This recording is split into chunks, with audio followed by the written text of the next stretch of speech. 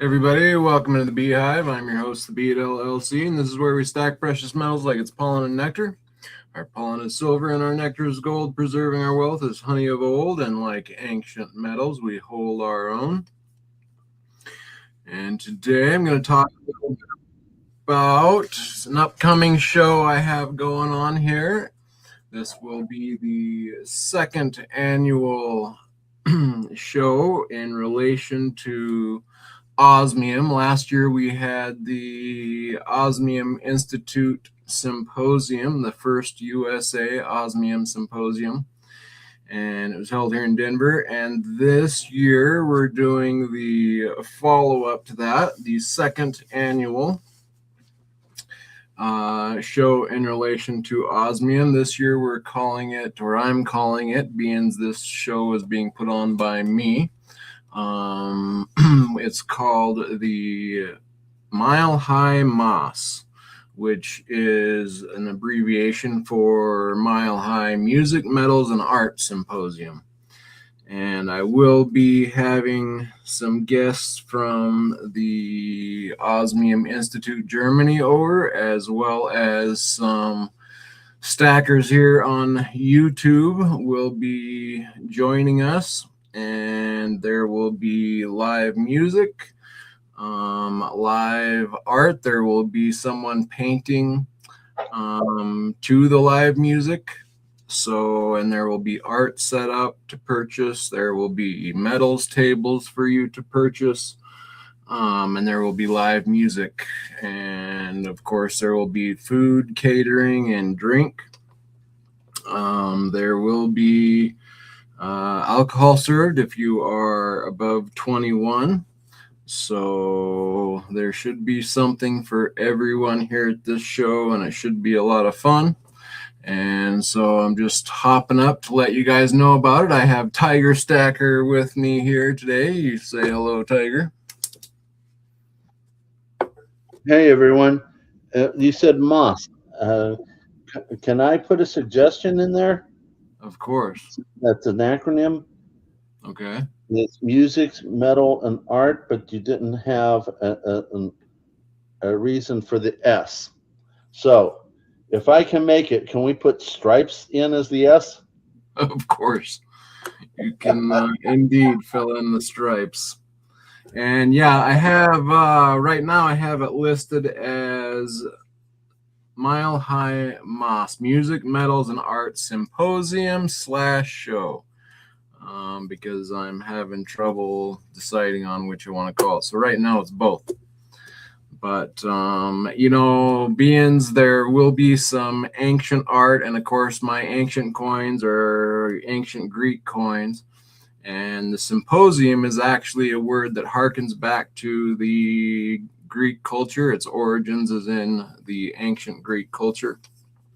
And a symposium is where you spend a night talking about a certain topic whilst you drink wine and conversate over whatever it is you're pondering. So symposium is quite fitting for this event, as we are going to be talking about music, metals, and art. So all will be included, and it should be a good time. So yeah, that is the idea, and it is kind of coming up last minute. So it will be held on May 20th and 21st, which is a Wednesday night and a Thursday night. And that weekend, I believe, is Memorial Day. Let me check to see if I have that right. So, yeah, Memorial Day is that coming Monday. So it'll be before the weekend, so you'll still have time to make it to whatever event you have planned on Memorial Day weekend. But the week leading up to it, the Wednesday and Thursday of that week, will be the Mile High MMAS. So yeah, I'm kind of what's that? Including stripes. Including stripes, that's right. So hopefully I'm trying to get some stripes to join me at the show down here. I'm hoping we can twist Tiger's arm into joining us for that show. So that would be very cool. I do have a few other online stackers here that will be joining us, and I have a big name that I am very excited about having at the show. However, I'm gonna wait just a few days before I release that name, just to make sure that they are coming. And but yeah, should be a lot of great people, some great medals tables out. Should be a very relaxed atmosphere and fun atmosphere where we can just hang out, talk medals, look at art, and yeah, enjoy the show. So last year at the Osmium Symposium, we had a really good show. It was a really good time. We had some jewelers come in and look at the new precious metal osmium, which I'm sure people on this channel are aware of the metal and how it looks and all the details about it. But we had a lot of fun last year checking it out, talking about the ins and outs of it. And we're Why don't you make yourself big when you're showing that? That way they can see it a little bit better. Alrighty. So yeah, we're going to do more of the same of that and dive into it a little bit deeper, obviously. And we had a great time last time discussing it and talking with the jewelers about different applications and ways that you can implement osmium, as well as just using it as a stacking metal, which is the way I like to do it. Well, I guess I do both. I have both jewelry and am stacking it just for weight. And of course, we have my favorite type of crystalline osmium in the nectar, osmium nectar, which is the hexagon shape, 6-sided, just like a honeycomb is shaped. And yeah, it's the most efficient way to stack weight.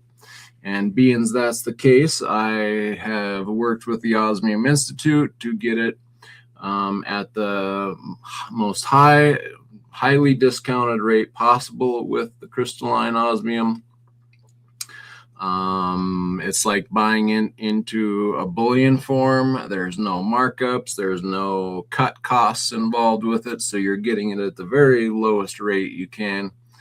And that's why I love the osmium nectar. But yeah, there's many different applications, as I was mentioning earlier, for it, whether you're looking to stack it just for the weight, or if you're a jeweler, or you have some other design in mind, which of course we have one of my favorite designs that I have come up with is the Osmium load, which is a revolver cylinder, and the bullets are filled with an osmium primer.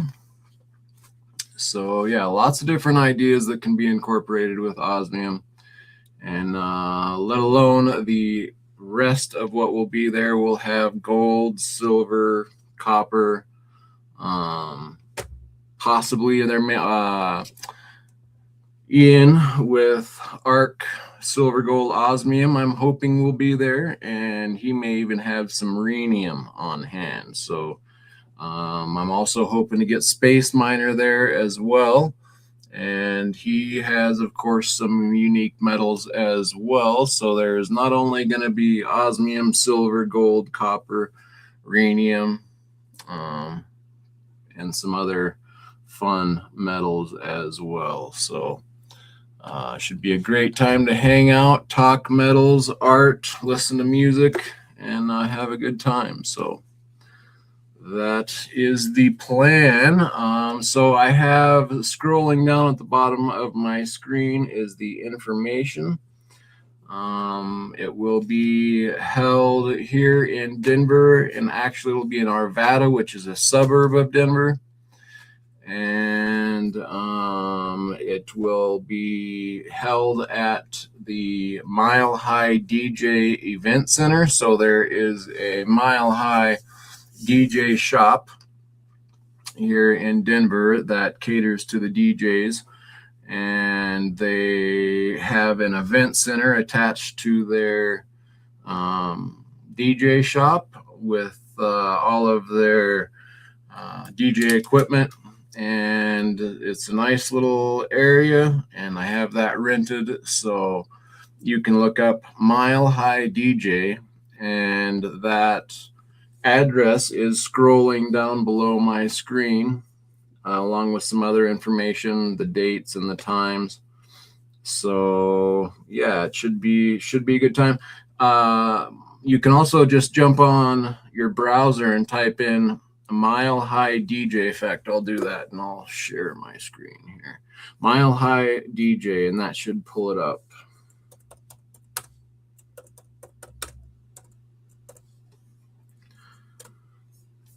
Share my screen. Hey, what's up, Osmium Connect? Good to see you. And I believe the Osmium Symposium is going to keep rolling right on through. I know we have one of the representatives coming over from Germany will be in Chicago first, and then coming here to Denver for this show, and then I believe jumping up to Las Vegas for, like, there's a huge jewelry show, and I believe they're going to have a booth there this year. And then from there, I believe there's someone else going to have a show in California. So, yeah, lots of good opportunities.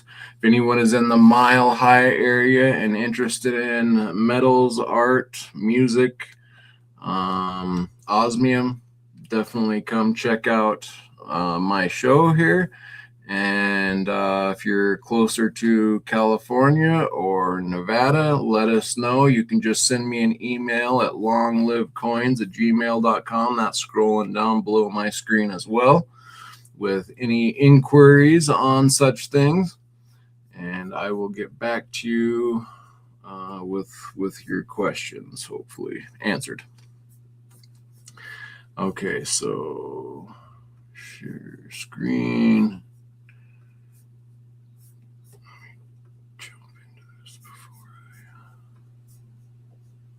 Okay, so here is the Mile High DJ website, and here on the left is the address. This address is actually for the Mile High DJ shop, but the event center will be in the back of this building, so it's connected to it. So if you show up at the Mile High DJ shop, you will be able to find the event center right there in the back.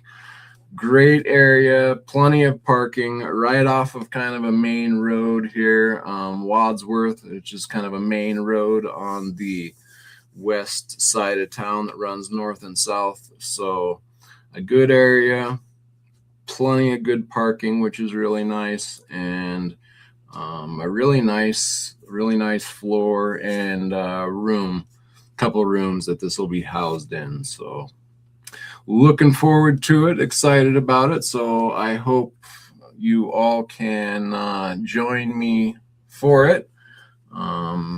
Tiger as well, hopefully will be there, and yeah, it should be a good time. So with that, what's going on with you, Tiger? Oh, not much. I was editing, converting the live stream I had last week with Lynette Zhang and Chris Pritt into a video, because some people just don't like watching live and watching an old live. I take out a lot of the wasted space, the stuttering, the other stuff, and makes it a lot more concise. Plus, I like to throw in little educational things, overlay some educational things. So that's coming up. I'm going to be potentially releasing it on Friday. and it's nearly past its first uh, uh, rendition where I cut out everything that is fluff. But then I got contacted today. Salivate wants to come on and do an interview on my channel on Wednesday, 6 Yeah, p.m. Eastern.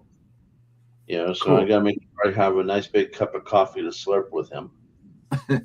Right on. Uh, I think I'm going to ask him to tutor me on how to handle scammers because Um, I just get mad at him. He's ingenious with it. right, he's a pro at that, no doubt. It's just, I mean, I just sit there and just giggle so hard when he starts having fun with them. Yeah, But yeah, no, I've been working on editing. Um, been going over to physical therapy, getting myself stronger, riding my bike. Um, been a little shocked how rotten some drivers are. They'll try to clip me. So, yeah. uh, and I checked with a deputy sheriff who's friend with the wife, and she told me basically, a bike has the same rights to the road as a car does. I guess some of the drivers don't really know that. So I'm thinking about arming myself in case someone really goes off the deep end. But no, I'm having a nice time. Just trying to make the best of everything, and trying to make some really great content for all of our viewers, our community, and my grandsons. Yeah, So cool, cool. Yeah, well, I just got a really cool email from one of my subscribers, and I might just go over it here with you all while we're live. Might as well. I was pretty impressed with what he was saying there in it. That's the wrong email. So he's seen that I had my miniature turntable out, and I was playing. that's a cool little thing. Yeah, I was playing one of my Johnny Cash mini vinyls, and so he said, after finding out you like Johnny Cash, I thought it was appropriate for you to see an old TV theme of Bonanza where Johnny Cash sings Bonanza. Really? And yeah, and he says we'll jump onto it and watch it here in a second. But he had some good information here. He says an interesting irony I realized was that Bonanza was the television program that Nixon interrupted to announce the temporary, in quotations, temporary, of course, end of the convertibility of the US dollar for gold. This placed the whole world on a fiat currency. Well, it's been a bonanza for banks and those close to the currency spigot, indeed. This has been at the cost of the purchasing power of ordinary Americans and global citizens since August 1971. What a good point. Around 2005, I realized that the best way to save your purchasing power over time, it was the following calculation that I pushed my long-term savings into gold. The truth I am about to reveal explains why ordinary people are struggling now. Once you have seen it, it cannot be unseen.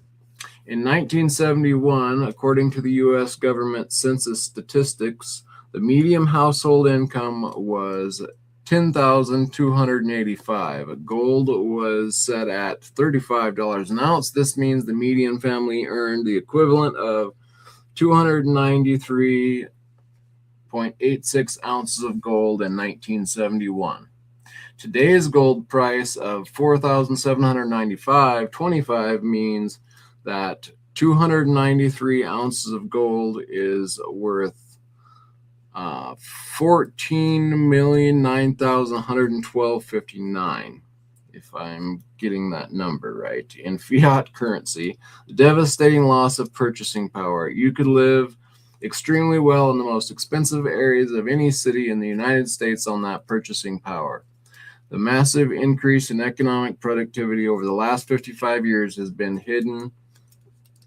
hidden the real truth about this reduction in purchasing power.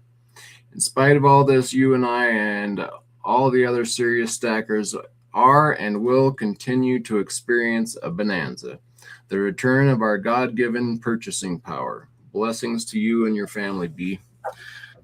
So I thought, wow, that is a very, very cool, good point. Yeah, it's to the whole world, you know.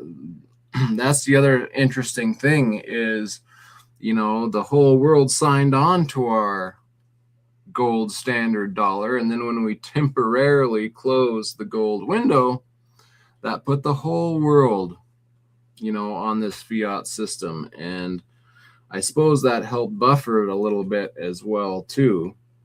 But yeah, what an amazing ordeal to be floating off into La La Land all this time. I know the other countries right now have, you know, are awakening to this fact, and hence some of these wars that we're experiencing, lines being redrawn on the map, trade going crazy, tariffs upon more tariffs, upon wars, upon, you know, all of this, just in relation to that one idea of putting the whole world on a fiat standard, not just one country. So usually we've seen these hybrid. You do realize when he did that in 1971, that was a global confiscation.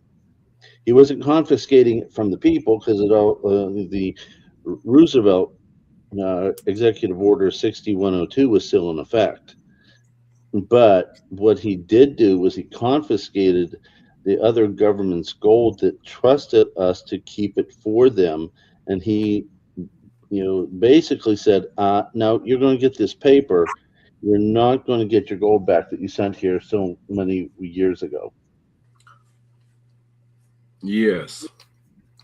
So absolutely amazing to see that happen, to be alive and experience it.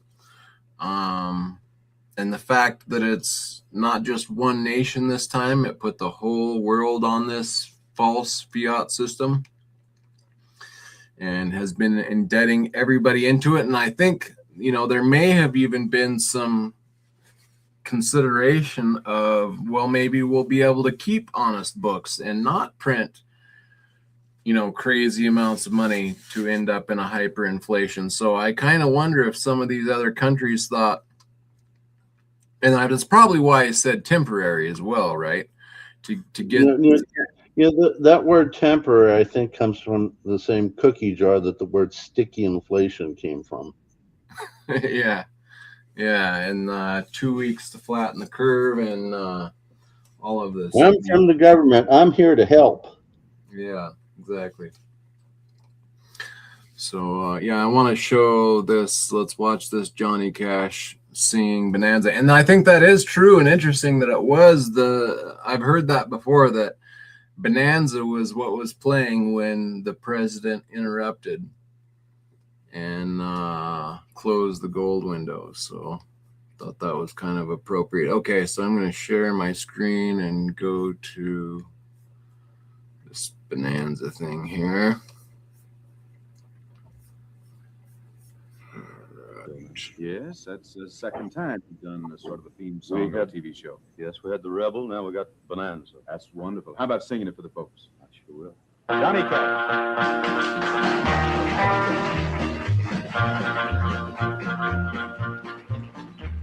Well, the claim we hold is as good as gold. Bonanza. Let's go. Our birthright, the name card right, the Ponderosa Ranch. Right along, 4 men strong together.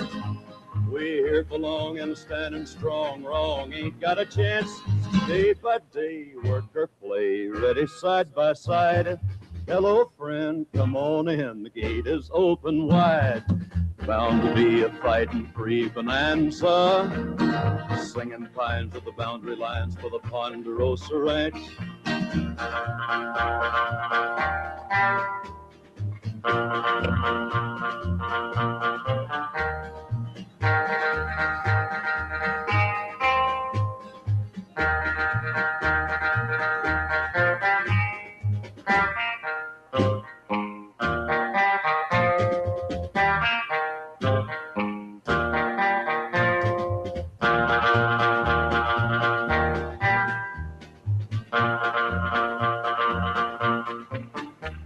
Every tree and flower's part of our bonanza. The stars at night, the morning light, the water and the branch. Right along, the poor men strong together. We here belong and standing strong. Wrong ain't got a chance. Day by day, work or play, ready side by side. Come on, friend, welcome in. The gate is open wide. Bound to be a fighting free bonanza. Singing pines at the boundary lines for the Ponderosa Ranch.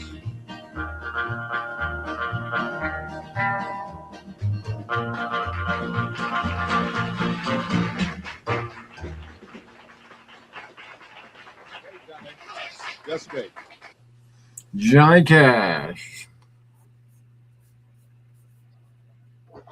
Kind of miss him. Yeah, such a powerhouse. Amazing music. Just an acoustic guitar and his voice. It's an amazing combination. I remember seeing him a lot on Hee Haw. Yep. Yeah, Hee Haw. There was the show, huh? Oh yeah. So yeah, so that live show. What was that? It was a really good home, family-oriented variety show. Yeah. Yes. Yeah, I miss decent shows like that, you know, where you could watch with your family and not have to worry about what was coming or if you can watch it with kids or decent shows. But yeah, seeing him picking the guitar there makes me think. So there should be some somebody there playing live guitar. So there is going to be live music for sure. I'll be DJing there for parts of it there, but there also should be some guitar solos, possibly some other live instruments as well. And so yeah, should be a lot of fun. So yeah, that was pretty much what I wanted to jump on and cover. So, you know, I wanted to get the information out there. I will be doing more little videos on this as we go. But yeah, it's going to be in a month already. So it's not a lot of advanced warning, but in 1 month it should be kicking off. So hope I can get some of you all out there to show up. Anyone who's in the Colorado area. We might be getting a large Airbnb with some extra rooms. So if anybody wants to come and pitch in on an Airbnb, you might save you some money on a motel. So just reach out to me. Oh, just the heck with it. Why don't we just all pitch pup tents in your backyard? Right. Yes, that's why we're going to be looking at the Airbnb. I like the pup tent idea, and we can just all raid your refrigerator. I'm sure. Sure you do. So yeah, just reach out to me, longlivecoins@gmail.com, and yeah, we'll answer any questions you may have. So yeah, other than that, what else we got to talk about before we jump off of here? Oh, not a whole lot. I mean, this was your show and your idea and your coin show and all that type of stuff. Yep. I was just I was just happy to hear from you. You were too Yeah. quiet for too long. Yes, indeed. And we did jumped on here a month or so ago and talked about our health issues that we've both been dealing with. And so yeah, that's kind of knocked me out of the game a little bit, but I'm trying to get back on my feet and going here. And you as well seem to be doing quite well yourself. So I'm too stubborn to give up. If I don't have something to fight for, I'm not happy. I got to have some opponent to fight. yeah, that was a pretty big opponent you pulled. Oh yeah, ain't that the truth? I'm still. It's a year now. I'm still shocked I got that. Yeah, I bet. So That's devastating, no doubt, when you come across something like that. So my wife has told me a few times that she was very impressed by the fact that I didn't give up. I didn't cry about it. I didn't, didn't get depressed about it. And nurses, every time I go to the cancer center, they're like, they ask their standard questions, one of which is also depression type of questions. So, do you feel depressed? I said, no. I'm just pretty much PO'd. I, I do not like something getting in my way, whether it was me trying to become a physician or me trying to have a family life or this. I don't I don't want anything getting in my way. And this thing is in my way, and I dug down deep. And I'm like, okay, this is what I got. This is what I deal with, and we're going to fight until I either win or I die trying. So, I really want to enjoy my life with my wife. I really want to enjoy my life with my YouTube family. Um, there is no give up, and there's no give up for you either. yeah. Yeah, no, I've been impressed with how well you're handling it, and that's awesome. An inspiration for me, and I'm sure many others. So good job, and keep it up. Thank you. I appreciate it. Um, there's no room if you're going to try to be a good person, a good man, a good husband, a good stacker, a good dad, a good whatever. You're gonna mess up, but there's no room for give up. Yeah, I agree. I You agree. know, so you better be sticking this out with me, buddy, because otherwise I'm coming over there and I am going to raid your refrigerator. All right, that's a deal. Yeah, no, it's something we got to work through, and you're doing a really good job. I had I put on a little video I put out just a few days ago of my two boys and their stack. And Oh, good. what's that? I said, oh, good. Yeah, and they they got a little stack, and we just been, I buy a gram of gold for every Christmas and an ounce for a birthday or a special occasion here or there, and it doesn't seem like much, but man, when now that it's X amount of years later, I got to get them new boxes. Their stashes are overflowing, and it's worth quite a bit of fair money in those little boxes. And to watch the amount of value gain in their stacks, just in the little bit that we put away over time. Just so you wouldn't think, you buy that one little gram of gold for Christmas and you think, oh, this isn't much, but 10 years later, 10 grams and ounces for birthdays, and then you get the double, triple in value on those items. those kids have got a little bit of a stash going for them, so that's pretty cool. And it's a fun way to be with your family and enjoy, the whole mental. I mean, of course it's depressing, but when you understand it, your kids understand it, and they start judging values and start paying attention to that stuff, it can be kind of fun. So I would encourage that for anybody that's got kids.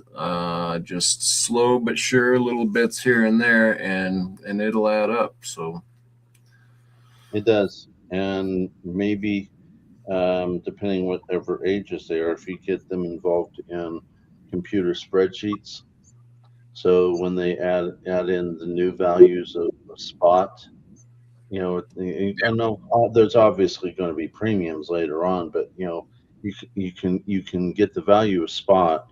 You can't guess the value of premium, but it will give you a good idea of where you're at and where you're growing. yeah, and then as well, look at the value that you get in growth from the metals, but also think about the value lost if you would have just held paper. Oh, I think about that all the time. I remember, having a little bank account in the local bank.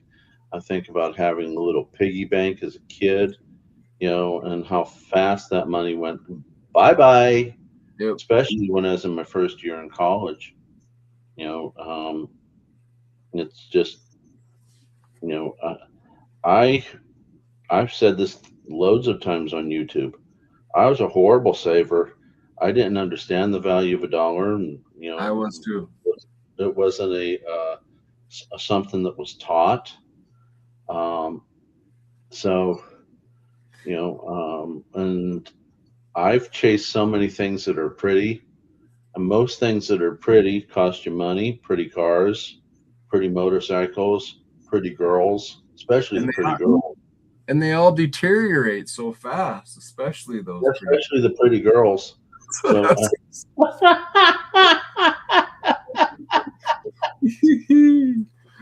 but no, the metals, they're pretty, and they stay pretty. They've stayed pretty for thousands of years.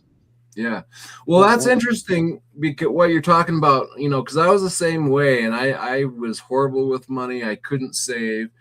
And I think what's cool about the kids watching their stash and watching the value grow is that in itself will make you a saver, right? Like if you just have cash and you don't realize that it's losing its purchasing power or gaining its, but you don't know, you just have cash there. You don't really judge it in purchasing power, right? As far as when I was a kid, I didn't anyway. I just had X amount of cash and then I'd go spend it, and then you have none. But if you're watching your stack and you realize, wow, if I would have left that in a $10 bill, now it wouldn't be worth $70. It'd just still be 10. And now that it's in metals, it's 70. And so that, realizing that just by holding something, you're not just holding your value, it's actually gaining in wealth. And I think that in itself will tune you into the reality of saving and value growth and investing and all of that. So I think that's a good incentive. There's a huge truth to that. And especially if you look at, I'm going to share this with you. Let me get over to where the share button is. There it is.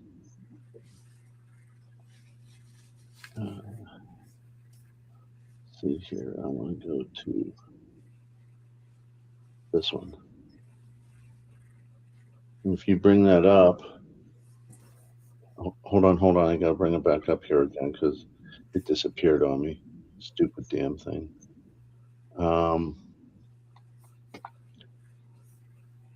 Where's the one? It was just here. Okay, bring it up. You know, the only thing that you can show to your kids, whether it's this one with the pretty pictures and the colors, is just basically they, if you want to show them what their dollars, their paper dollars are doing, this is what you got to show them. You know, and this is really not so cool. No doubt. You know, and you know, or you can just go to the Fred, and you'll see the actual true one. This is the true one too, but they just colorized it and made it, you know, pretty much understandable. You know what I'm saying? Yep. So Yeah, what is the trying to see what that says there, but can you read those at the top? What are those peaks saying? Can you read those to me? top, this one here, Federal Yeah. Reserve Act creates a central bank with the ability to manage the country's money supply. And if you've noticed, we went from that very quickly Yeah. down. And that was because they printed 2.5 paper dollars for every one gold dollar, which is really an itty bitty tiny little coin. And then they started fixing it, and it came up, and they're in this area. What really brought us back up was here when President Roosevelt, you know, confiscated the gold, and so we came up to plus or minus 50% of the drop after the Federal Reserve, and then once again we started going back down again. Here is where Bretton Woods Agreement established the gold, the U.S. dollar, as the world's reserve currency, which gave us a little bump, but not much, and it started going down again. Here, well, this was 1971. This is Nixon. Gold standard is abandoned, and currencies are no longer linked to gold. This one right here is quantitative easing number one, begins in response to the financial crisis. This one here, the U.S. money supply grows by 3.8 trillion in 2020, equal to 20% of all the dollars ever created. And that was in 2020, and we're 6 years later now. So that tells you a lot. Yeah, and I'm imagining that, you know, so much of that is you know, manipulation and deceiving the people, and like, you know, every time a CPI comes out, right? Mm-hmm. Like, it's always such a joke, and you know, and then like 2 months later they always come back out and revise it, right? Or revise it up by about 3 points. True. You know, so, yeah, it's just it's amazing that it's been able to hold its value as long as it has. That's because they're playing with the numbers, dude. You know, the mark of inflation and all that. You know, they don't use the same stuff they used to. You know, instead of, you know, valuing the price of steak, they're valuing the price of hot dogs. Yep, no doubt. Yeah, and they're it's a good thing a few people are watching it, right? Like, you got your shadow stats that I'm always hearing about. He's kind of trying to keep the inflation stats as they kept them in the 80s, instead of like you're talking and steady revisions and changing your steak to your hot dogs or your Spam or whatever meat concoction they can come up with there to average out. But yeah, it's all manipulation, and you know, as I'm editing this video that I'm going to release with Lynette Zane, I'm pulling up quotes that I'm going to overlay on there. And I was like, oh God, these people are so seriously from the past, and they're saying the same thing. They were warning us back then. People didn't listen, and you know, we kept getting fed the Kool-Aid. yeah. Yeah, like that email that I read. For those of us who figured it out, you know, it's like we're sitting back and receiving the value back that was stolen away from us, and you know, that's it's good for those of us who realize what's going on. And I think that's why you and I both started our channels, but you know, to help wake people up to this, you know. But if you're not aware of it, my goodness, what a depressing outlook on the future. So very true. Yeah, I feel. The thing is that you got to teach kids. You Yes. got to teach kids. Luckily, I think there are some kids that are waking up to it. And of course, my kids are fully aware of the reality of what's going on in that case. But I think there's kind of a wave of this type of knowledge going through the youth right now. So I think what's going on. I mean, if they're in the public school system, they're getting fed the garbage. Yeah. If you got parents that are homeschooling and they're not doing a good job of homeschooling, that's just as bad. But if you get parents that are savvy to what's going on, then you know you're going to go ahead and you know, get a lot of good education. I've said this quite a few times. A bunch of books for children, the Tuttle Twins, or for little tiny ones, the Tuttle Toddlers. So yeah. I just recently bought The Creature from Jekyll Island from the Tuttle Twins. Okay. You know? I've heard you talk about them. Yeah. So I actually bought the actual book. Wow, that thing's about as big as the Bible, dude. So I'm going to have to find a way to digest that book. So yeah, well, it's interesting. I was never really much on reading, but both my boys are now reading. My eldest son I taught him quite young how to read, and he can probably run laps around me reading now. He's very good at reading. So good. Yeah, now my youngest is taking off and reading books on his own too. So that's kind of cool to watch happen. Well, if you get them a chance to are they reading their age appropriate level, or are they like seriously advanced? Seriously advanced. The youngest is just now reading, and is advanced for his age. But yeah, then the older boy is reading way advanced for his age. So.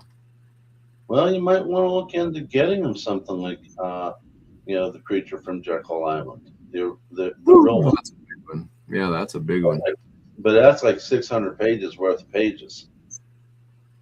Yeah, and I bet some extreme language, right? I don't know. I haven't opened it up yet. Yeah.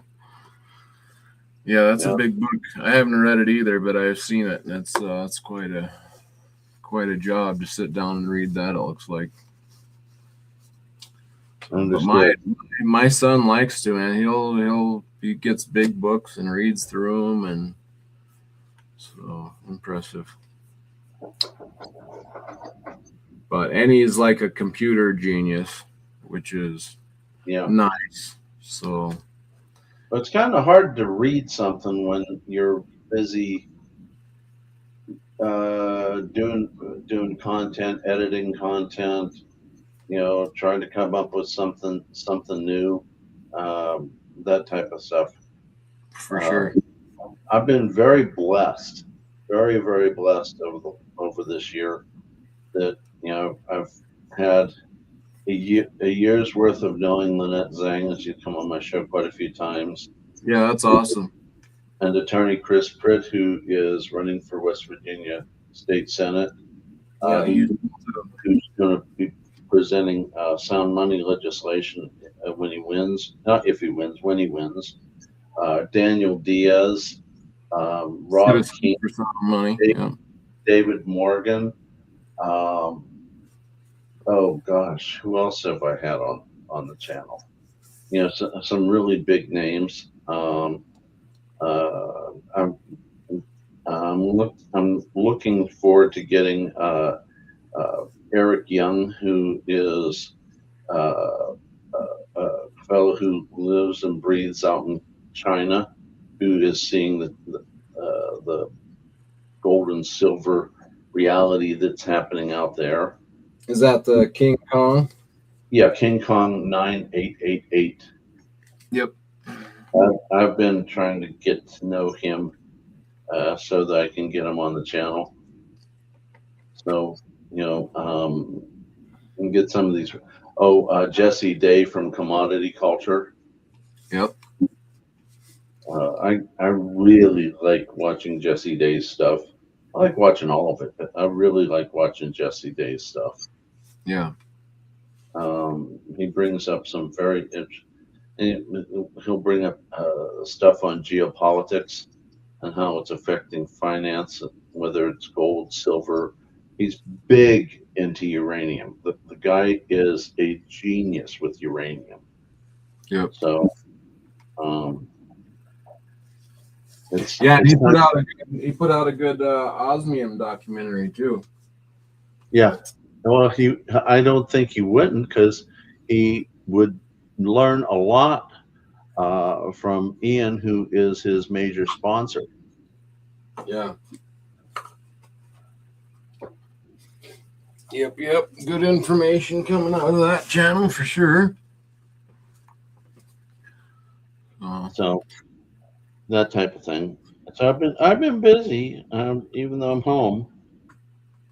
I don't know how to not work. Yeah. It's I know you've been working hard, and it's impressive that you've been able to do so with your health. And how are you still got any dogs running around there? Oh, my wife still has 3 wire-haired Dutch Shepherds that she would love to rehome. Those are very expensive dogs if you buy them outright. They're like $4,500 a piece. I don't think she's going to sell them for that amount. She wants less dogs here in the house, unless they're her clients' dogs. She just recently rehomed a Belgian Malinois that I was sad to see go, but we were very dog heavy, and he didn't have as good of a life as he has now. We see pictures of him being loved on by a little girl, sleeping on the couch with the little girl. He has his person now. So, you know, I'm happy for him. We're probably going to be down to 3, not including the client's dogs. She trains a good bit of dogs, and she'll board a good bit of dogs. But we got a female Belgian Malinois that absolutely adores the wife. Every time I go to the bedroom to go to sleep, the doggone dog growls and barks at me until she realizes it's me.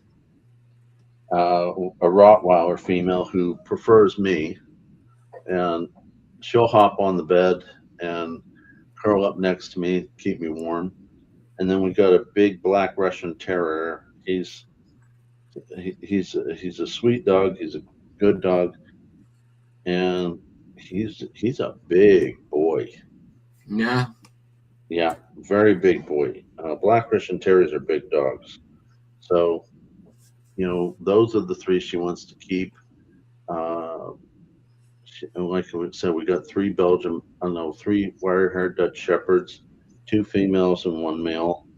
They're very good dogs, but they're like serious clowns. They're just silly all day, every day. So hopefully we'll get them rehomed, because she wants more free time. She wants to build her website. She wants time. She says she wants time to go and do things with me. You know, getting her out of the house is not an easy job, dude. Oh yeah. Yeah, she was always a homebody, but when she had the dog business at full force, getting her out of the house was a nightmare. Yeah. So, you know, it's like, you know, she's really tickled because when I'm at home and I'm awake, I'm on this computer. Yeah. Well, yeah, it's I'm glad you've got the YouTube community, right? For We what? do. We do. Say again. We got the community. You and me, all of us. Yeah. Yep. You know, not so bad for a guy who made me pay extra for a bar of silver. There we go.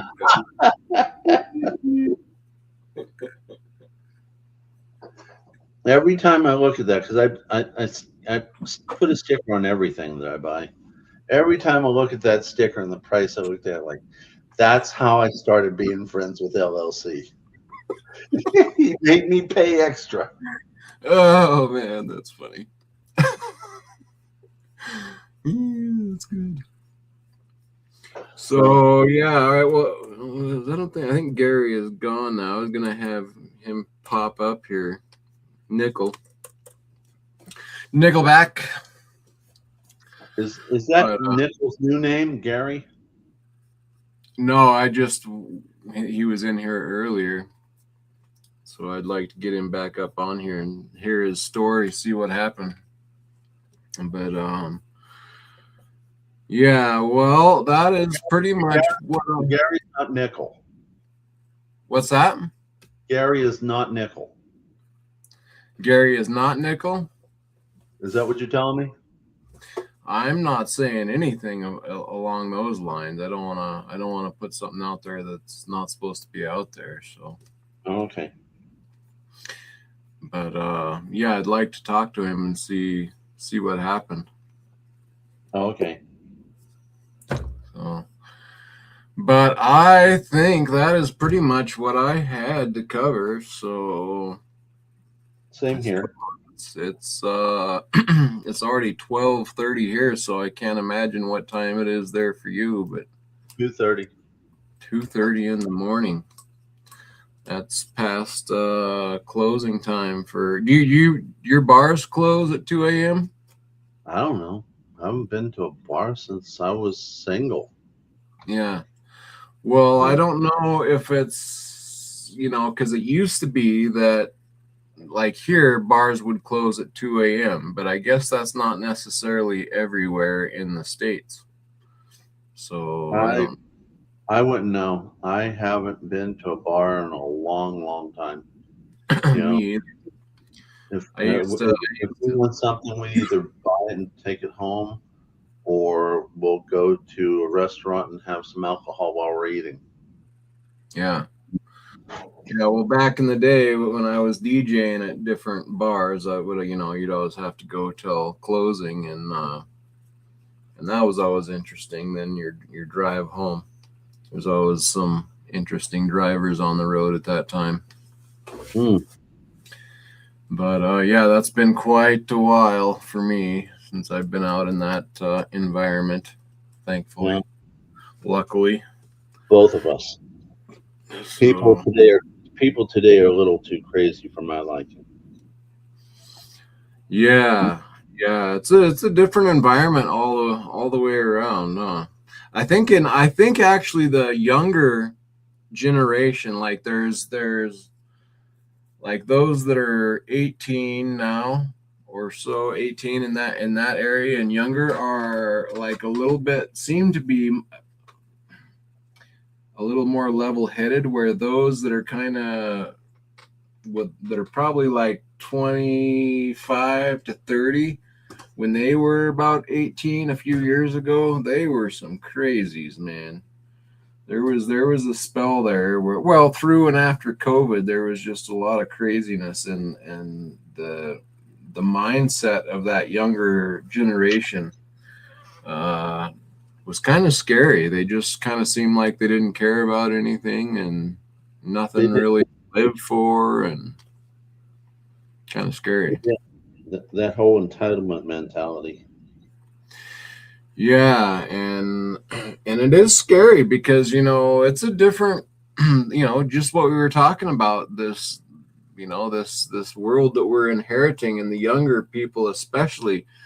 And when I, you know, when I became of age and settled down and got married, I was able to get in, get a house, and, you know, have a job and provide well, and had no issues. But can you imagine being, you know, 18 now and going forward, right? Trying to afford a house, find a job. My goodness, that it's just a different world. It would not be good. Yeah. Yeah. There he is. Want to be that, huh? Oh, I'm gonna see if I can get Gary to come up here. He's back in the chat here.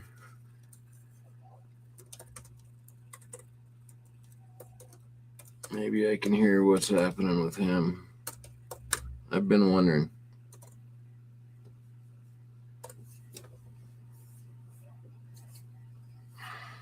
I'll send him a link. Why are you deleting all your messages, yo?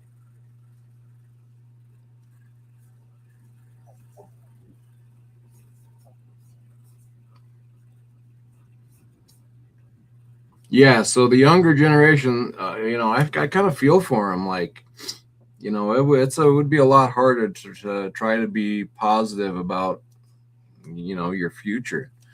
I just don't know, going to, like, you know, finding a job is going to be a whole different world than it was for you and me back when we were looking for jobs.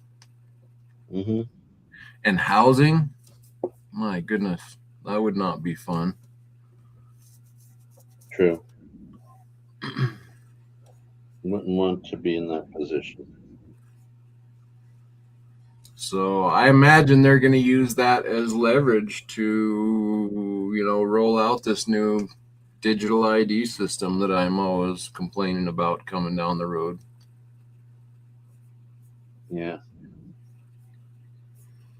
What, now he's not going to respond?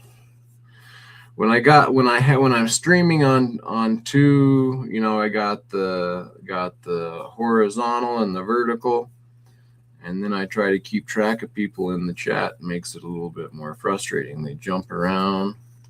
Mm-hmm. Mr. Happy Stacker, welcome in. Good to see you. How are you? Didn't see you in there for a minute. Hope you're well. Come on there, Gary. Where are you at? You gonna You chased him up, dude. I did, and then he deleted all his messages.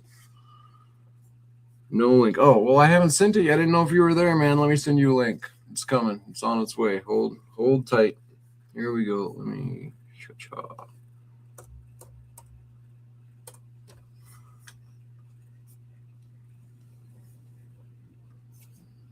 Okay, here we go.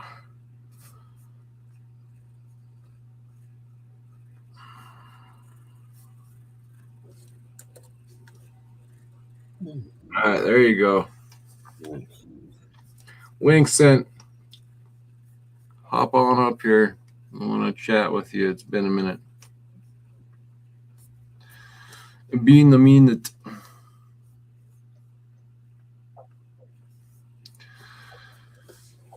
So how's the wife and that family doing and whatnot? I haven't now that we got more wars going on in different areas, I've been more focused on Iran. I think that honestly, you got a lot of interpersonal moving parts all sorts of parts moving in different directions, but yet they're connected. And I don't think you, me, or any regular person knows how intricate everything is. But I suspect that there's loads of intricacies going on. I know that Russia is a little bit happier, especially since the price of oil's gone up, so they're getting more money so they can fuel their war effort. And target our soldiers for Iran. So you got a little bit of background noise going on there, Nickel, but I can hear you. How you doing? Actually, because of the tariffs, the way that I understand the laws are regarding tariffs, we're not allowed to buy different things from different other places because we're tariffing everyone else.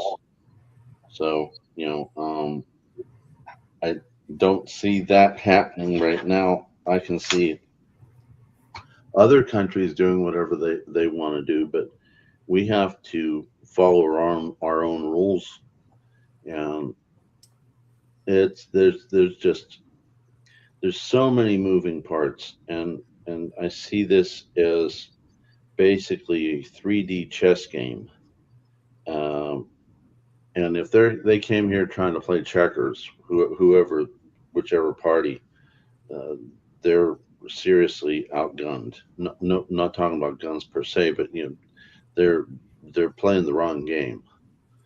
And well, you made an earlier statement there about following our own rules, and boy, I wish that was the case, because we are just all over the board, and I don't think rules are something that we're paying attention to anymore. The big problem is helium, which comes from Saudi Arabia. So nobody's getting their helium, and you need that for Pacific industry. So that's probably hurting more than the oil. Yeah, I heard that helium was a problem. So, yeah, I think shipping is going to be especially for the people, right? Like for your average citizen, I think global trade is going to have a huge effect on populations, especially us in the States. Like we just expect that we can give out our green paper and receive all the commodities that we need. And I'm worried that world, that time might be over. like I said, there's too many moving parts right now, and I don't think we all have all the information. All I'm saying is that we probably won't even know what's truly going on until like 20 years in the future. And historians that dig into all the documents start presenting it. I mean, hell, if you looked at the assassination of President Kennedy, how many years has that information been locked up?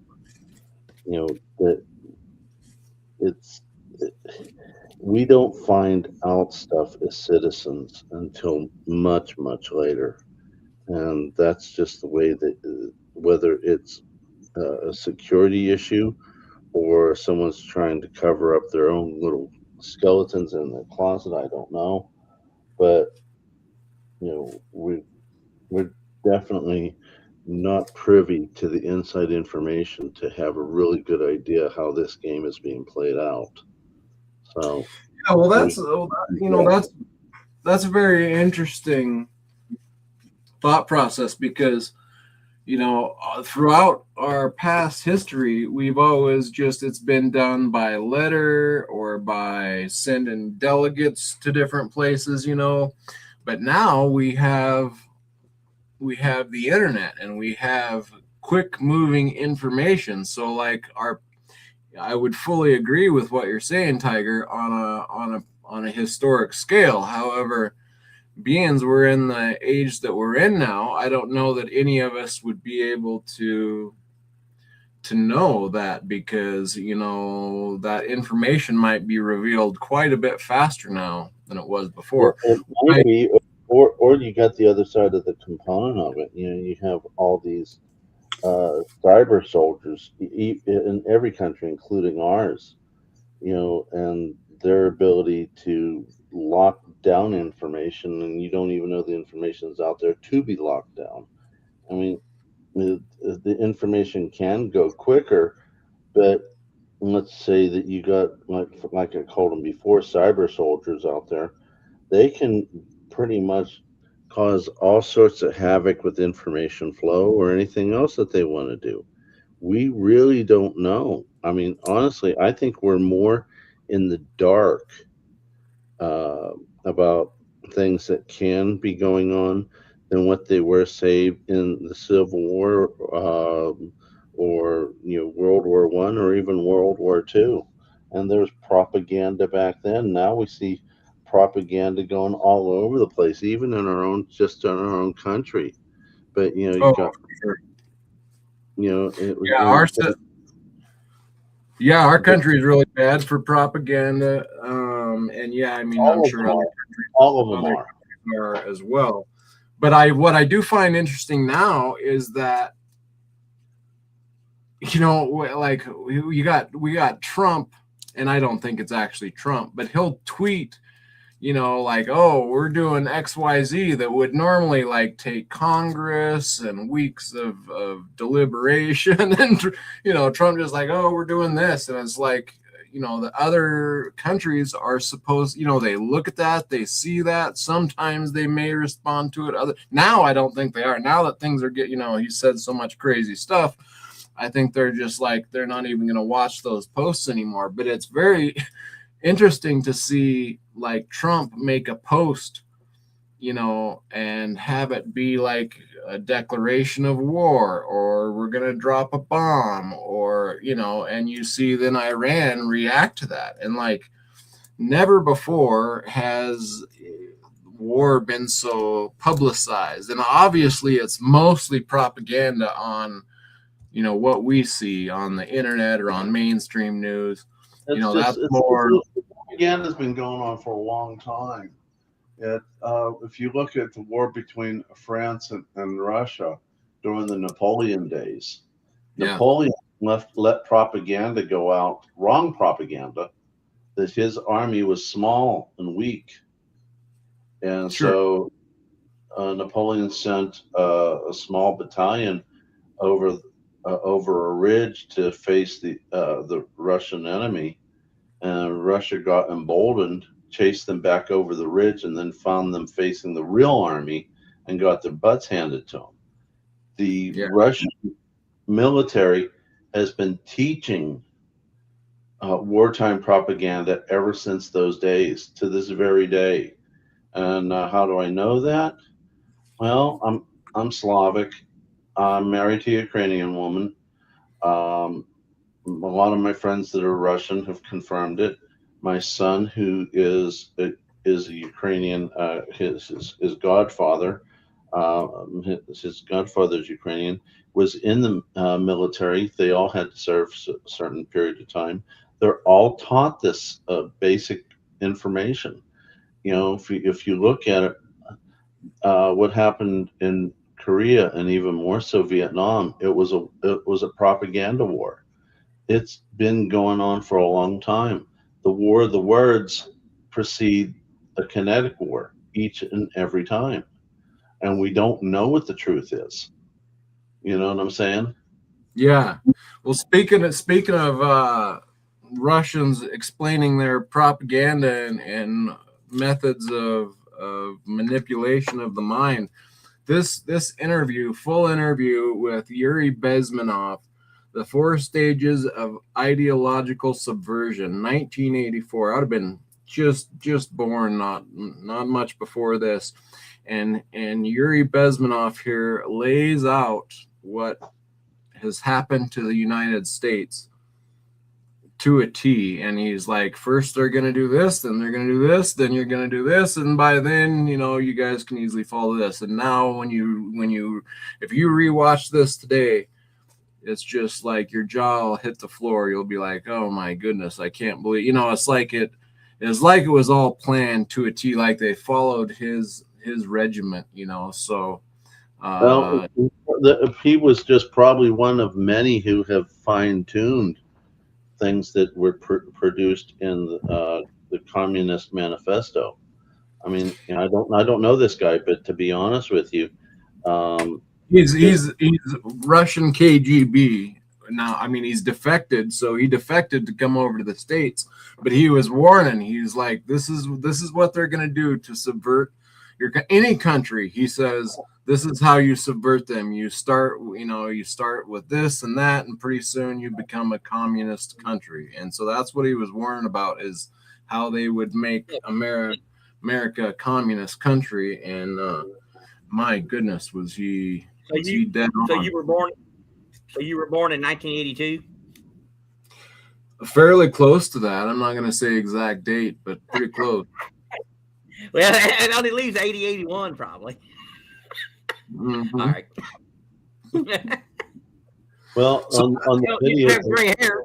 You don't have any gray hair, so it must have been. Actually, I do. I'm starting to get the gray hair starting to come in, so scarcely enough. But yeah. So what's your earliest moment that you can remember from a kid up?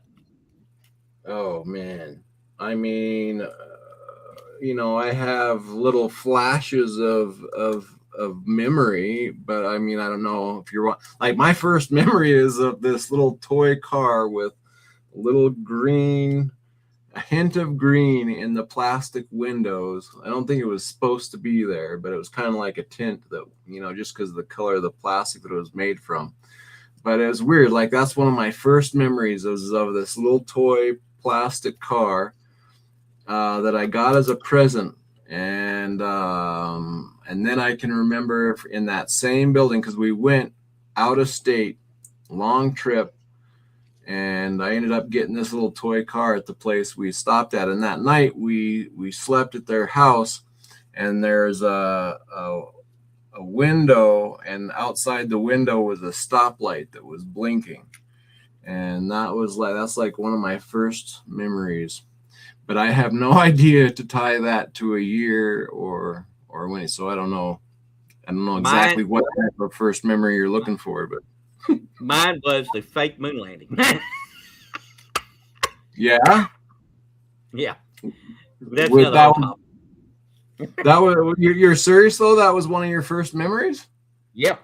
And then Nixon sticks out when he resigned. I can remember that. Really? I can remember Willie Mays playing maybe his last game for the New York Mets. Cool. Yeah, I was yet not born when the fake moon landing happened, but that would be a very cool memory to have as your first memory. What an event. Yeah. I remember Armstrong saying the one small step for man, one large step for mankind. And that's funny. From Arizona. Oh man, that make people so mad when I do not really believe we landed on the moon. I believe that was a propaganda ploy because we thought Russia was really close to being able to do it. And we could not have a communist country be a freedom, democracy, capitalistic society. It would have been a huge blow. And at that time, a lot of countries were becoming communist. So we could not afford to do that. So I believe it was all propaganda. Yeah. And what's really funny about that is the line. This one to me is what just for me sets it in stone, is when the president gets on the phone with the moon and they say, "Hello to the moon." They're like, "Hello." And then they're like, I mean, that, I don't know. For me, that's just hilarious. Like, are you serious that you would say something? So like we didn't hear Tiger. I don't hear Tiger say, "Do you believe we landed on the moon or didn't we?" And another thing, I'll follow that question up. Why are we just going around the moon now if we've Right? landed before? Yeah, Dude, I don't know. I don't know. I don't know what we're doing right now. If what the reasons are. All I can tell you is that I don't have any hardcore evidence that shows that we did not land on the moon. So I tend to believe that it did happen. Also, with what happened with Apollo 13 and trying to get them back home, and the fear that was going on at that time, why would you have that? Why would you have propaganda around a failed mission? So I tend to believe that that was probably all true. But that's my take on it. I know that we went around the moon recently. I don't understand why to this very day, nor do I care. that's what you just said there, Tiger. Is I wish. To me, that's more key. Like, look at the amount of money we spend yearly on NASA, and what is it like? Think of how much we could do with that money on Earth, where there's oxygen, where we know we can live, where we know we could build infrastructure to help people, and we're trying to spend all our money on going somewhere where there's no oxygen and nothing would work well. And it's just like, it's so ridiculous. I don't know. I don't have all those pieces of the puzzle. Well, I'll tell you, what we need to be doing is going under the sea. It's cheaper, and it's more. What would you say? Let's say there's a major nuclear event. The only way we're going to survive it is if we're underneath the sea. I would have to look into that. I don't know how nuclear affects the sea. I don't. I know that when Chernobyl had its incident, for decades they were not allowed to drink the water. You had to have bottled water come in. I was in Ukraine dating women as a single guy back then, and you did not drink the local water. You drank water that was shipped in. So if it interferes with their rivers, why wouldn't it interfere with the sea? I don't know. I'm not that much into the that type of science. I mean, if I wanted to, I guess I could start investigating it. But to be honest with you, running my channel and trying to create content is a pretty time-consuming venture. So I don't have a whole lot of time to go into a lot of different other things. Yeah. So, for me, it's just all speculation. But yeah. But we want to explore space so bad, but yet there's species of animals under the sea we still don't know anything about. I think it's utterly ridiculous that we're spending that much money whilst there's so many things that could be taken care of with that money. You could also use the argument that Doge has found so many wasteful ways that we've spent money. Also, I mean, maybe space exploration is wasteful, but a lot of the other things that have been found by Doge that has been wasteful, and a lot of that stuff has been brought out into the open. So I mean, like what has Doge done that his I don't have it all written down, dude. I mean, honestly, I don't. I hear it on the news. I look into it a little bit here and there, and then I go back to working on my channel. I mean, I don't want to talk about stuff that I would be speculating for an extremely long period of time, because that's just just speculation. If I speculate, or anybody speculates too long, there's a risk that your credibility goes down the toilet. So I tend not to want to do that too much. Yeah, well, I don't know. For me, my speculations have been sadly coming to fruition too readily often, and I kind of wish it wasn't true. But you know, when you see the government lying like this, and All governments lie, dude. All governments lie from the beginning of time. It is the sin of man to not tell the truth. Whether it's your next door neighbor, whether or not it's your brother, whether or not it's your Aunt Sally Mae, and the more power that they have, the more they have at risk, and the more they're willing to lie. Okay, if you're expecting people to tell you the truth, you're breathing some helium of your very own. Well, I guess I breathe helium. I expect the truth. I would like the truth, but I don't expect people to tell the truth all the time. I agree that you should never expect the truth to come out of our government's mouth, especially after we've witnessed them lie steadily for the past, 15 years. But like, there's no need for us to be lying to the extent that we're lying. We lie so much that it's a joke. It's right. We've won the war 25 times. I've never seen anything like it. Right. I mean, not that I would say, I'm sure, like, Russia is has lots of problems. I'm not saying they don't have problems, but when Putin speaks, he speaks much more truth than Trump, which is a sad thing to say. I mean, the Russian propaganda machine is very, very intricate. And you being married to a Russian lady, she might be listening to news and telling you where the propaganda is. My wife tells me what they're saying and what is propaganda and what is not. But I don't always believe everything she says too, because she has her own skew.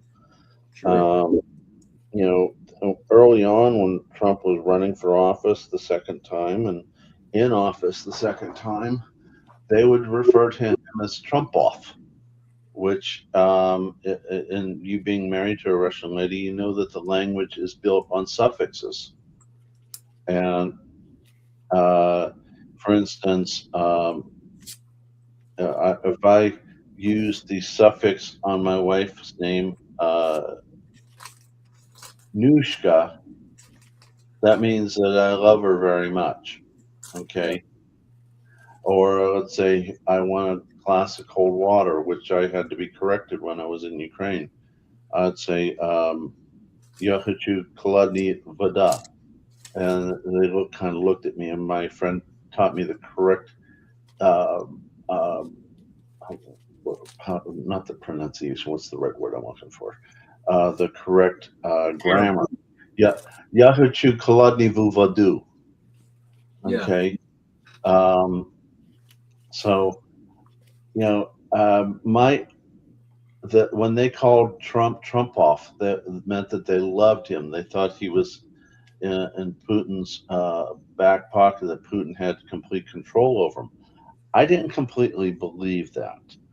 Okay. And right now, with the issues between Russia and America, it's up in the air, but I think, honestly, Trump and Putin are having issues with each other more so than what people thought they would, because right now the current talk on Russian news is they're pissed off at Trump for the different things regarding the war and the sanctions and all that.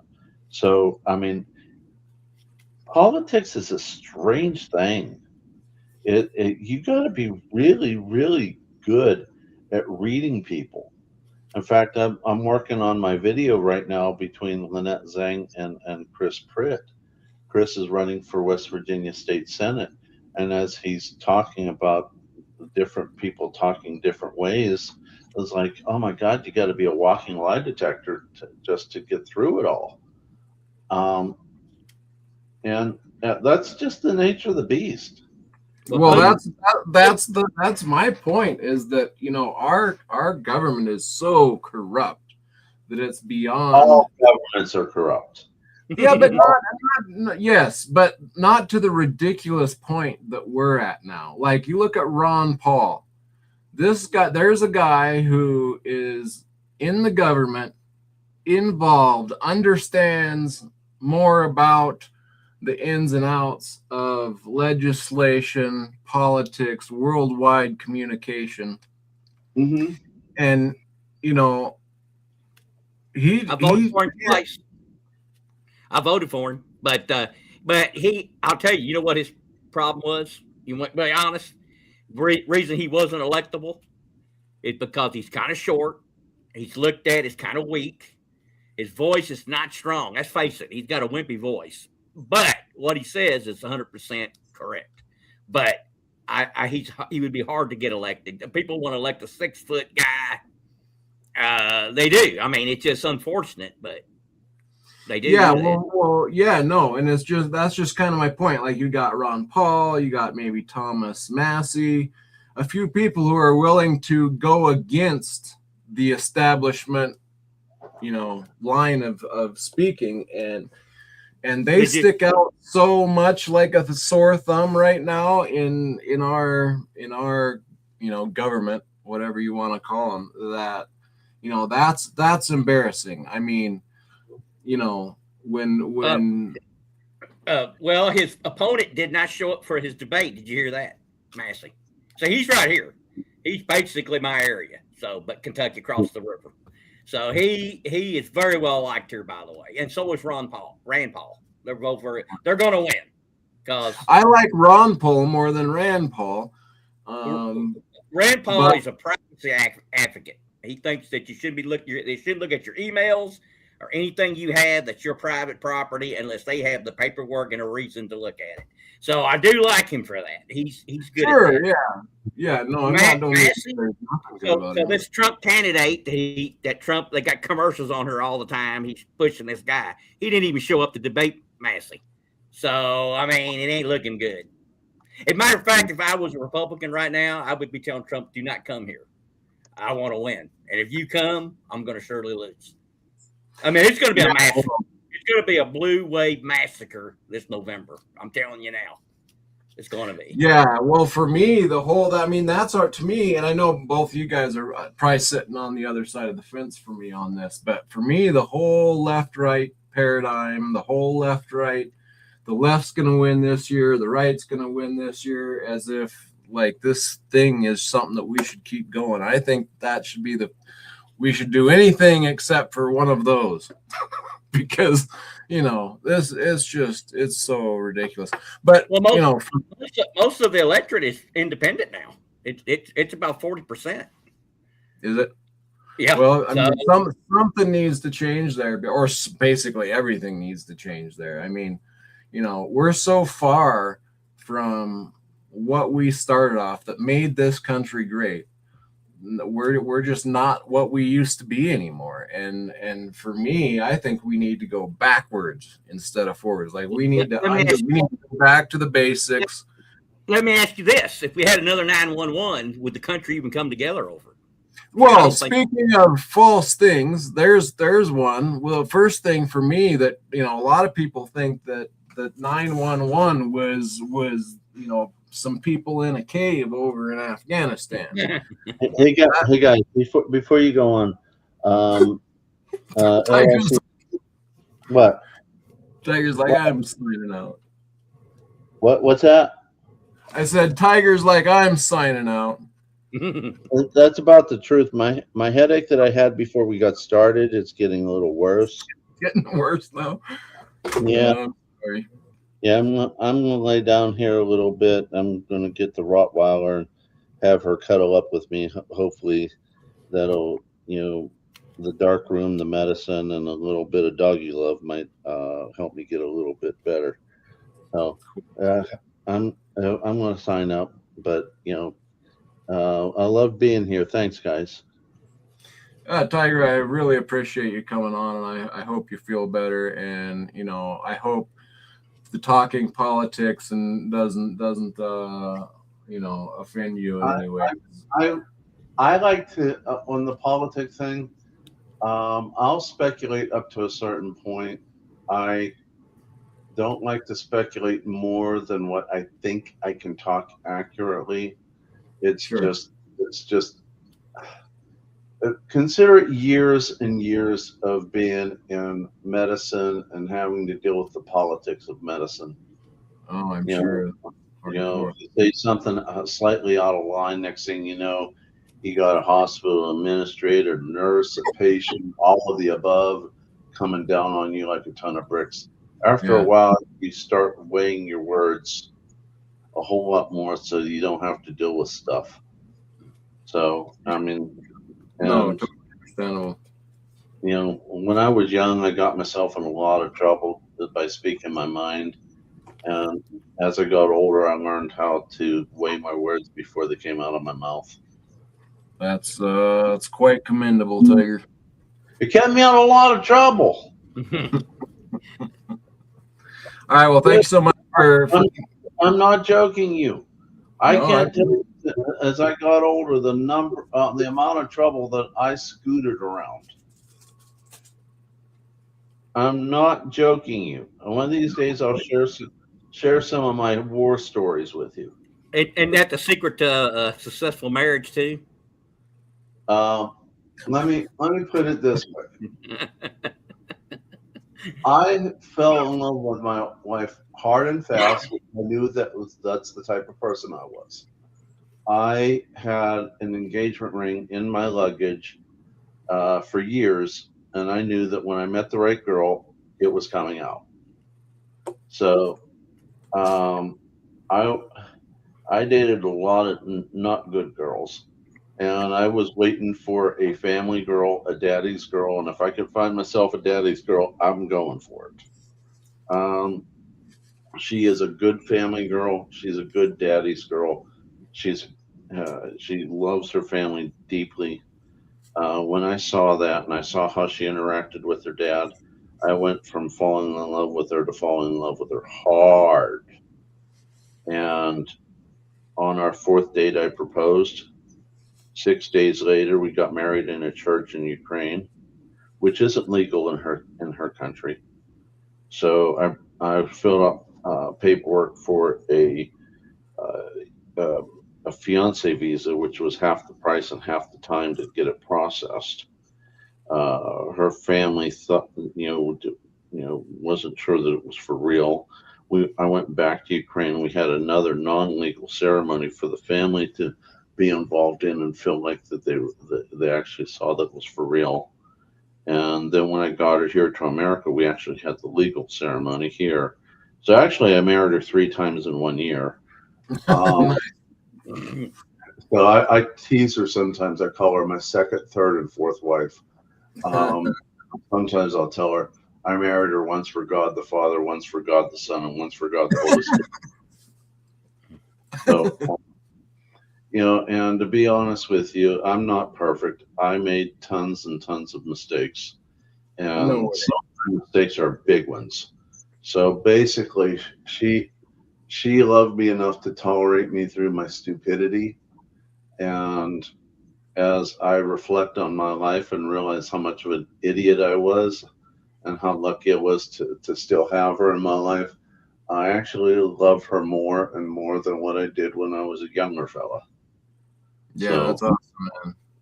So, congratulations on finding a good wife, man. That's not same with you too. Necessarily. From the stories you told me, you married up also. Oh, for sure. So, I never met anybody crazy enough yet. So my goal was a crazy person. we need to get you introduced to a foreign lady. They tend to be a lot better and a lot more normal. I think Asian. I like Asian, but now there's nothing wrong with that. With it, they need to have tiger gloves. I had to get that in. I knew you had to. You never watched some of my most recent stuff, did you? Where I'm actually talking. I don't know if you heard about this or not because you kind of disappeared on us. But I ended up getting cancer. Yeah, I know. Yeah, I watch LLC. I just usually don't comment. Okay. So I didn't really want people to know my other ID, but I guess a few do now. Yeah, sorry about that. That kind of. I actually showed some of the reasons why I'm continuing with gloves. Part of it is to keep with the branding. Keep the branding going because it's a little more unique than other people. And some people give me a hard time for it. Some people actually give me a hard time because I didn't show my face. But I did show where the chemotherapy had ruined my fingernails. A number of the fingernails had lifted off the fingers. No. So I'd rather people just not see the fingernails because, I mean, heck, even Silver Dragons, when I mentioned it on a live stream, he told me that people gave him a hard time because he bites his fingernails. You know, just there's just you're going to have haters no matter what you do. So, you know, the the fingernails are better than what they used to be, but they still need to be a whole lot better. And to be honest with you, you know, sometimes you got a really nice coin and you don't want to get fingerprints on them and that type of thing. So, you know, but you know, it's a branding thing. In fact, I'm hoping someday in the near future to go up to New Hampshire and meet up with Yankee. He wants to do some videos.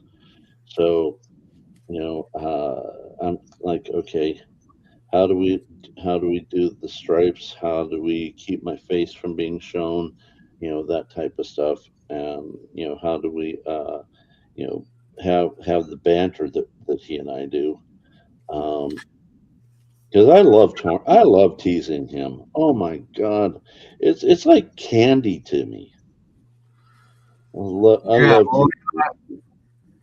I think tigers are often, insecure about their claws, so I wouldn't feel too out of line about that, Tiger.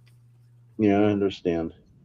You know, in fact, to be honest with you, one of my toenails, the big toe on the left, because the chemo, I was putting my pants on, and that big toenail Oh, caught don't tell me. inside, No.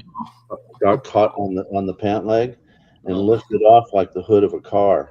Oh my God. Oh. Oh. Well, let me tell you, that the first round of chemo gave me terrible acne. Um, oh my goodness! And if I got the urge, I had to run to the bathroom, and there was very little warning. This chemo so far, I've only had one dose of this new stuff. I have the fatigue, but not as intense, and I don't seem to have any of the other symptoms.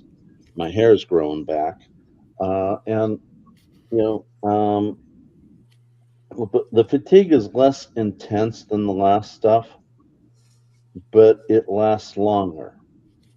And a couple days ago, I went to Walmart with one of the dogs, bought a bunch of groceries. My wife was kind of looked at me and says, "Oh, it's so good to see you getting up and about." I said, "What's the difference?" I said, "I felt better." Yeah. Well, in about 3 days, I'm going to get my second round of this new chemo. So I'm kind of keeping a breath of how it affects me. I'm trying to see what the pattern is, so I can adjust my activity level accordingly. Because I Yeah. am trying to get back to work. How about appetite? The last round of chemo killed my appetite. Now, It can got you use so, pot? Can you use pot? can I what? Pot. Oh, Marijuana. smoke weed Oh, you I can eat it. You can eat it. or eat I it.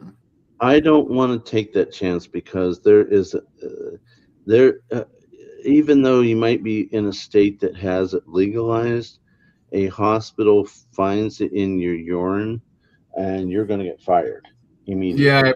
I bet they're pretty stickler about that with doctors, aren't they?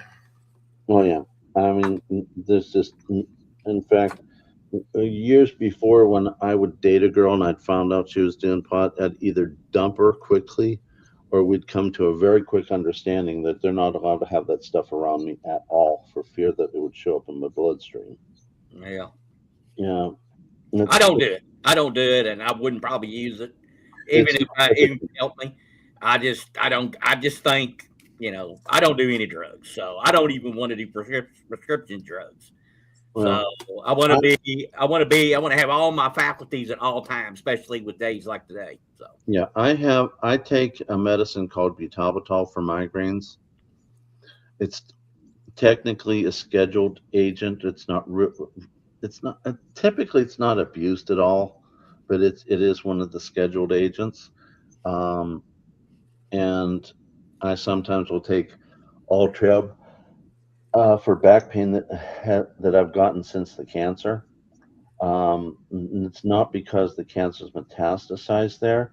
It's just that for some reason my muscles will spasm, and if I can exercise, it decreases it. Certain chairs will help it unravel, and I try not to use that. I can have a bottle of it that lasts me for many months. So, I mean, today I went to physical therapy and did a lot of stretching, and a lot of the back pain dropped about 50%. So, I'm not, it's like I told LLC, I'm not going to give up. If I lose this fight, I lose this fight. Fighting, kicking, biting, scratching. I'm not leaving my wife, and I'm not leaving our community. So if I go down, I'm going down, and I'm going to go down fighting. That's the only way I know. Going down like a tiger. So anyway, No, I'm glad to hear you're fighting through it, and you better be too. Yeah. You and I've been buddies ever since that $600 silver bar. That's right. Yeah, I turned our adversarial ship into the beginning of a friendship. You're not allowed to leave me. You got it?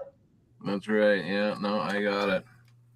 It was you bought more than silver that day. Oh, every so often I'll look at that bar, I'll look at that price tag, and I'm like, that's how LLC and I went from fighting in auctions to actually becoming friends. Yep.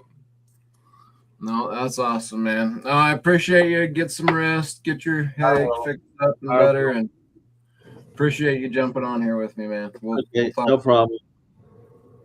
Like I said, you better not leave my butt. You got it? Okay. All right. Talk to y'all later. Night, everyone. Thanks, Tiger. all right, I got these in an auction. I got a 68 Canadian quarter. We got 68 Canadian quarter. 1968 Canadian quarter. 1965 Canadian quarter. And we got a 1943 Canadian quarter. And then I got a sixpence, none the richer. No. Silver coin. I got all those for $15. They're worth $50.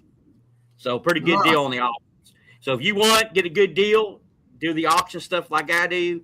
Canadian dimes and quarters, you can get them for a steal of a deal. People they're just not. Yeah, I know. That's awesome. That's smart, man. It cracks me up that you're always on the tip of the spear when it comes to getting deals in those auctions. You got it down, man. That's good. That's good. Now, do you want to hear what happened? This is what happened to me, because everybody thinks it was political stuff that got me in trouble. It was not. That wasn't the problem. It wasn't anything gold and silver related. It was I had the ball games on, the women, and I would do the radio version and put the game on, and I didn't delete them when I was done. And if I'd have deleted them when I was done, I think I'd have been fine. But I just went ahead and left them as an archive. And apparently the radio station that had the game found out about it, and they do, and I was guilty. I said I was, but they always say during the broadcast, this is protected material. You got to have permission. So I didn't have permission. So they must have really let YouTube know that he had to go. So Wow. I got a warning, strike 1, strike 2, strike 3, all my channels down, every one of them. Not any of them that it was one channel, but they took all of them down. I got banned from the radio stations. Believe it or not, I cannot online here. If I go and say want to pick up a live broadcast of Indiana women's basketball or men, it will say you have come to the end of the internet. You get one of them statements for real. And so I said, oh Lord, but now can I listen to Caitlin Clark? Because there's only like one radio station around here that carries her. So I went and looked, and I can still do it. So they didn't get me there, but they got me on the Indiana, both men and women. And so, yeah. But I didn't get sued, and I didn't get a fine or anything like that. But yeah, it's over.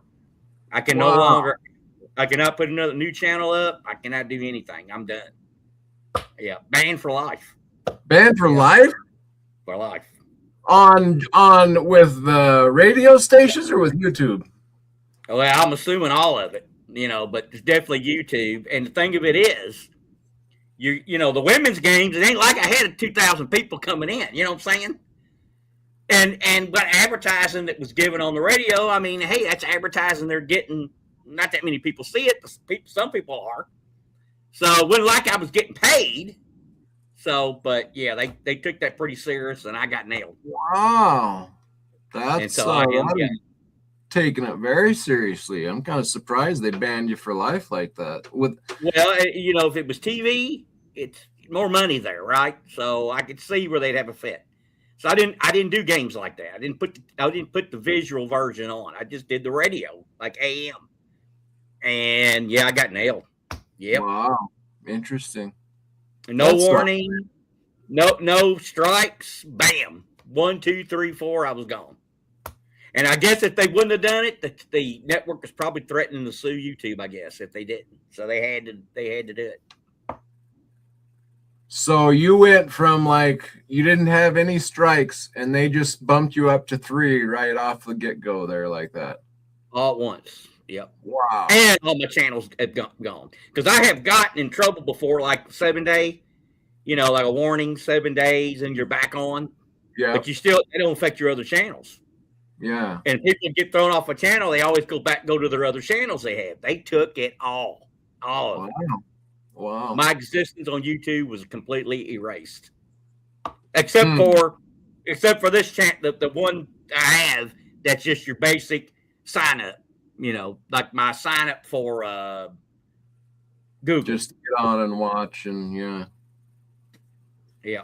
So no more content creation on YouTube then for you, probably, huh?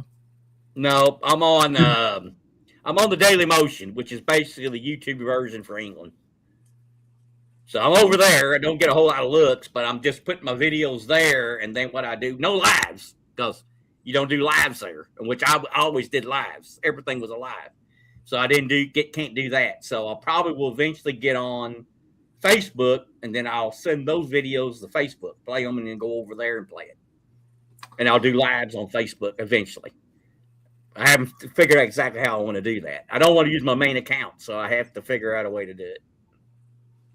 What about BitChute and Rumble and stuff? Have you looked into that? Rumble, I don't have a smartphone. So some of these you got to have a smartphone to do them. So I can't. I can't. Yeah. I mean, I can do probably maybe TikTok, but I think that they steal your information. So, and I'm afraid that foreign power will get a lot of information on me. So I don't want to do that one. So you're able to come on here since I invited you. Right. You're able to come on the link, and you're coming through your YouTube channel, right? Or not? I'm coming through StreamYard. StreamYard. Okay. So there's no. Yeah. Okay. So I can sign up on StreamYard, and then if I pay the fee, I could do lives there, and then I can and then video it, and then send it to other platforms, Other but I can't do YouTube. Oh. And so they said, and they know, they said, you can do this or that, but you can't do YouTube. They tell you that when you go on. So I wonder if you can come on here with me without getting in trouble. Like, will they get after me for having you on? no. Oh, no. Like right now? No, you're fine. I'm allowed to be a guest. I can be a guest. I can't do my own stuff. So, Well, so I'm if you gonna played a video of mine, which I don't know how you would do that because you'd have to pick it up from somewhere else and then bring it. I don't know whether you get in trouble for that or not. I used to do the who was the guy? Watchdog USA. He got banned from YouTube. I used to put his videos up for him, on here. And I would do a lot of his stuff, and I never got in trouble for it. So. Well, I guess I'll just have to have you as a guest every once in a while. Huh? Yeah, I'm gonna. So are you on YouTube? Then when you're commenting, so that's the only name that you have available that you can comment with. Right. Then. Okay. And I'd rather most people not know that. So that's why I don't comment on many people's. I do still watch people. I just can't comment. Wow. Interesting. So, and so that went Constitution, because a Constitution always told me, let me know you watched it. You didn't comment. And so now I told him, I said, well, now I can't. I really can't. So that's the way it is. I can I put like on yours, I hit the like button. I can still do all that. I just can't really comment. Yeah. I can still buy Osmium. I can still buy something. Yeah, I mean, you could change your existing account name too if you wanted, right? And I think I'd have to delete it. Then come back again. I think, which wouldn't hurt me because I don't have anything. I don't have anything worth saving. I could just do that. Yeah, because we need you out here commenting and stuff. I mean, I always enjoy watching your comments, no matter whose channel you're on, and you're on quite a few people's channels. So, like, we're gonna miss you if you're not even gonna comment. You gotta come up with a name so you can at least comment, so we don't lose track of you. Well, I think Constitutional, he wants to do more religious oriented stuff. So I'll probably start religious. Yeah. Well, yeah. Tell him I'm game. I think discuss Bible verses. I said, dude, you'll lose subs over that. He goes, he didn't care anymore. Say didn't care anymore. I'll take him on that. I'd love to hear. I don't know if he's because I would love to hear. I can't imagine, to be honest, some of his. He bought me a King James Bible, a new one for us to do. He got him one, and he bought me one and sent it to me. Well, I already have a King James. I've got in green. It's a green version, and so I think this is black. It's a black book. Black cover. And so, I think we're supposed to start doing. I don't know whenever he's ready. I think we're going to start discussing, I guess, verses, and maybe verses compared to what the subject matter of today is, and all this kind of stuff. So that'll be different. Yeah, no, that's right down my alley. I can't imagine. I'm shocked to hear that he would even touch that with a 10-foot pole. So I will not be laying hands on anybody. I just wanted you to know that. Now we can get Trump for that. The other day I had a customer and they needed to get their car moved so I could go in the backyard. And it went, and I went, uh-oh. And man, it's a new car, and man, you don't know what you have to do to get that thing charged up enough to move it. And I told her when she got out, she's not a Trump fan. I told her when she got out, I thought we was gonna have to call Trump and have him lay hands on this thing. And she just cracked up. Oh my. That was not, I will say, whether you like Trump or not, that was not a very smart thing. That was terrible. Yeah, no, that was a good line you had there, though. That's good. And I'm like shocked. I'm going, why is he doing this? And then getting a fight with the Catholic Church. I said, you can't win. Why do you do this? You cannot win. You can only lose ground with people. I don't agree with everything Catholics do, but I'm not going to sit there and then pull them out if I'm in a position I want to get elected, or I want to push my policy. I'm not going to get into it with them. That was completely insane. I'm just going, I don't understand. And then I have there's another site that you ask questions, and then one of my questions is, should the United States amend the Constitution and add a clause of a no confidence clause after a president's elected? So every 2 years, if someone's gone nuts, they're insane, dementia, whatever, we can then recall them back and then vote whether or not they should stay in. I think that's a great idea. I think the UK does it, and I think Israel does it. But Israel can't do it now because they're in war. As long as they're at war, you can't do that. But, yeah, well, that in itself is such a. I mean, that there's so many. Well, like you're saying, even recall, we already have something to that effect. Like we can impeach, right? I mean, that's kind of the same thing, right? You got the 25th Amendment. You got avenues, but look what you got to do to get that. And the people don't get a choice in that, though.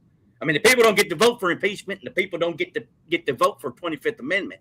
So by doing this, the people decide whether you're sane still or not, and then maybe someone. And another thing too, the party that got elected would still stay in power.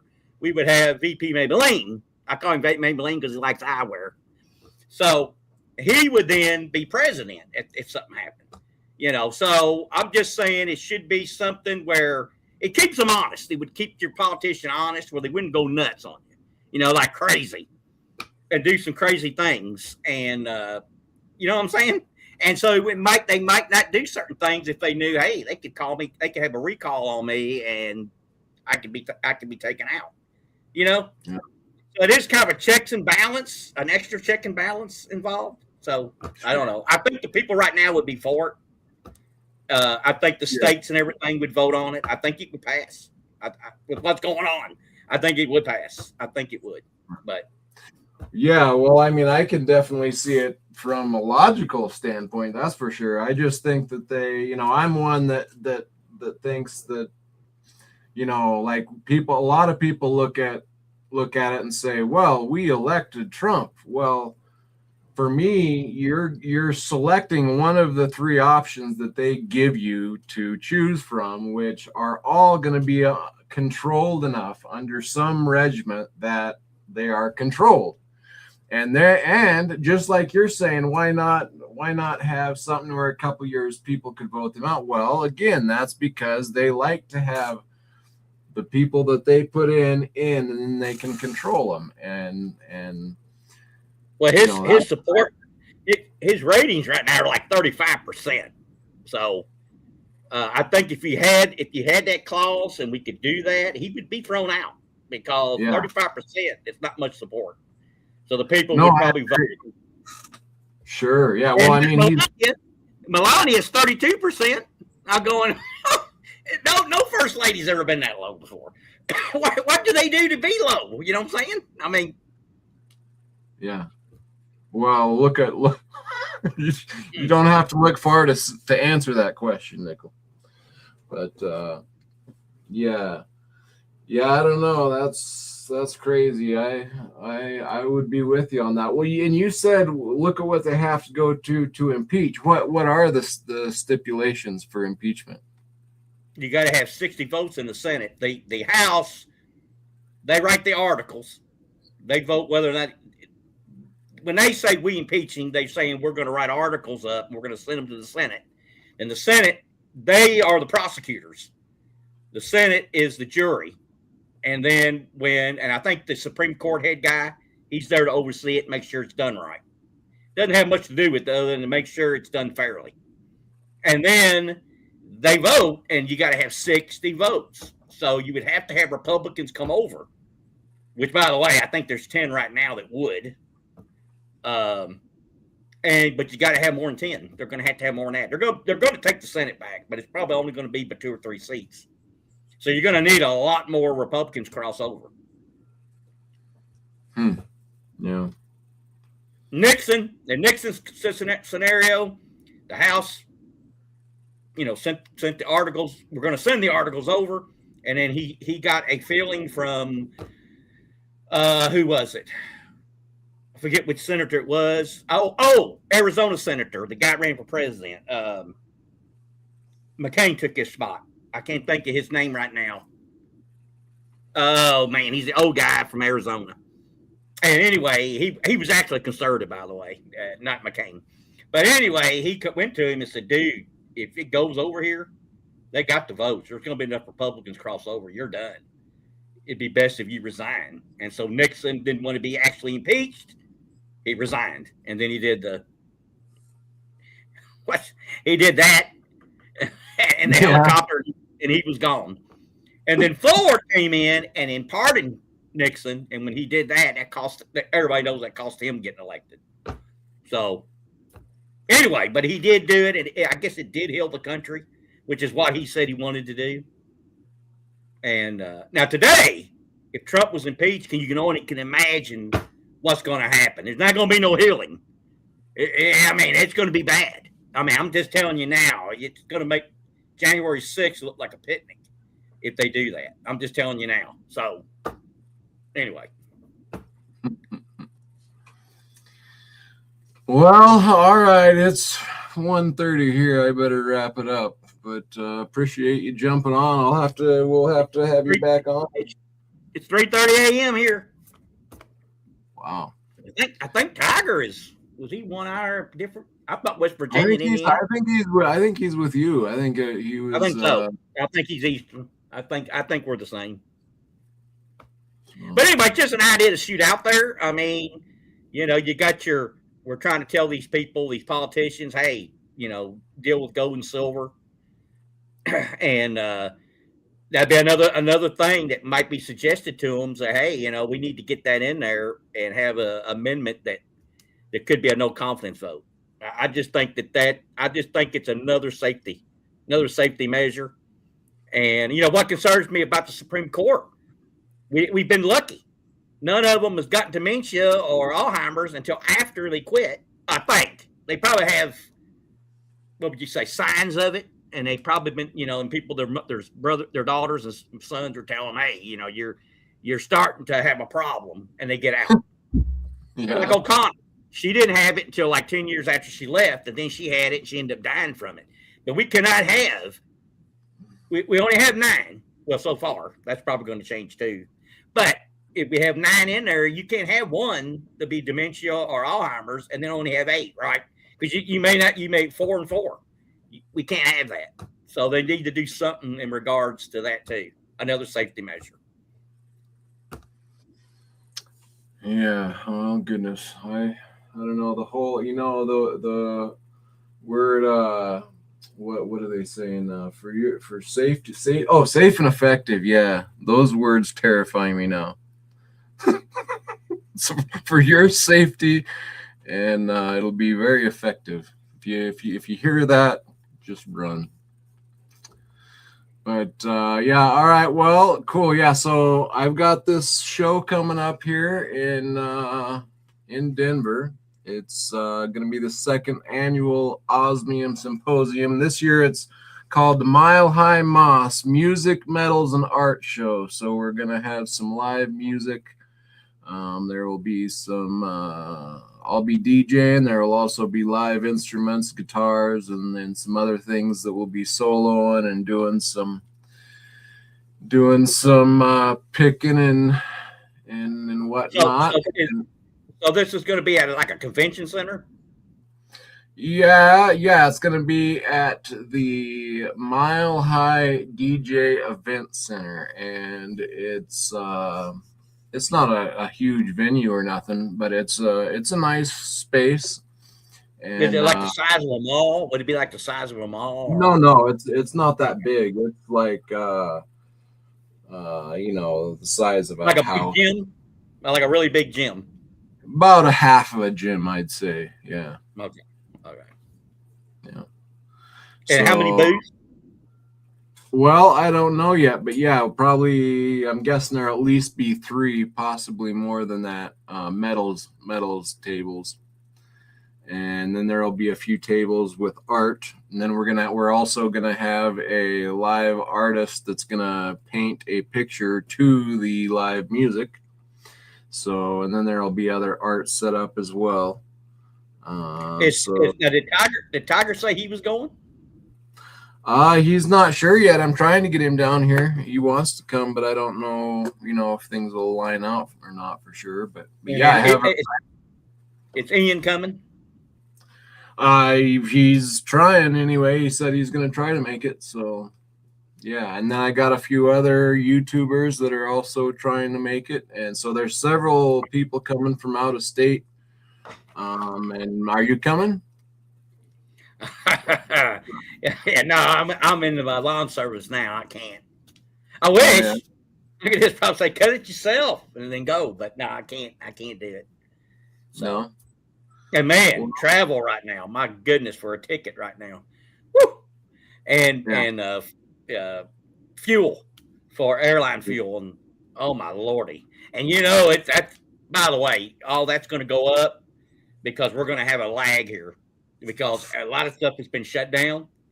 So even if they're not shooting any missiles anymore and we're buddy again, which like that's ever going to happen, then it's still going to be a lag. So I still expect fuel prices to just continually go up. Yeah. So I believe that's what's going to happen. So I think everything's going to get a lot higher. I know. Yeah, I think we are very much on the doorsteps of hyperinflation. I think they're holding it down greatly with manipulation right now, and I think this won't be long and some of this stuff boils over and a few more lines get redrawn on the map. They're going to let it go, and it's just going to get bad, in my opinion. Well, it's like this. It's like this. You talk about wiping out a whole civilization, and the stock market goes up, and the price for oil goes down. I said, now how does that happen?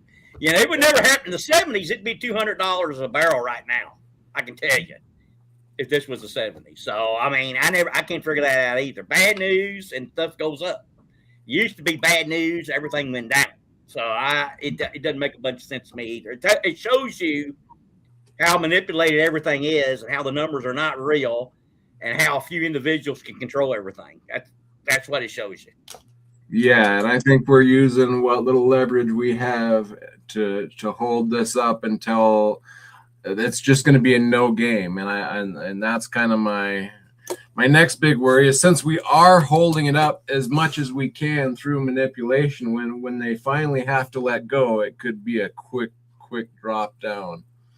Well, that why silver is as high as 80 is because it was manipulated all these years, and it finally got to the point where it was just too hard to control, and now it's up around 80. It's been staying around 80, so it looks like 80 may be the new average for silver now.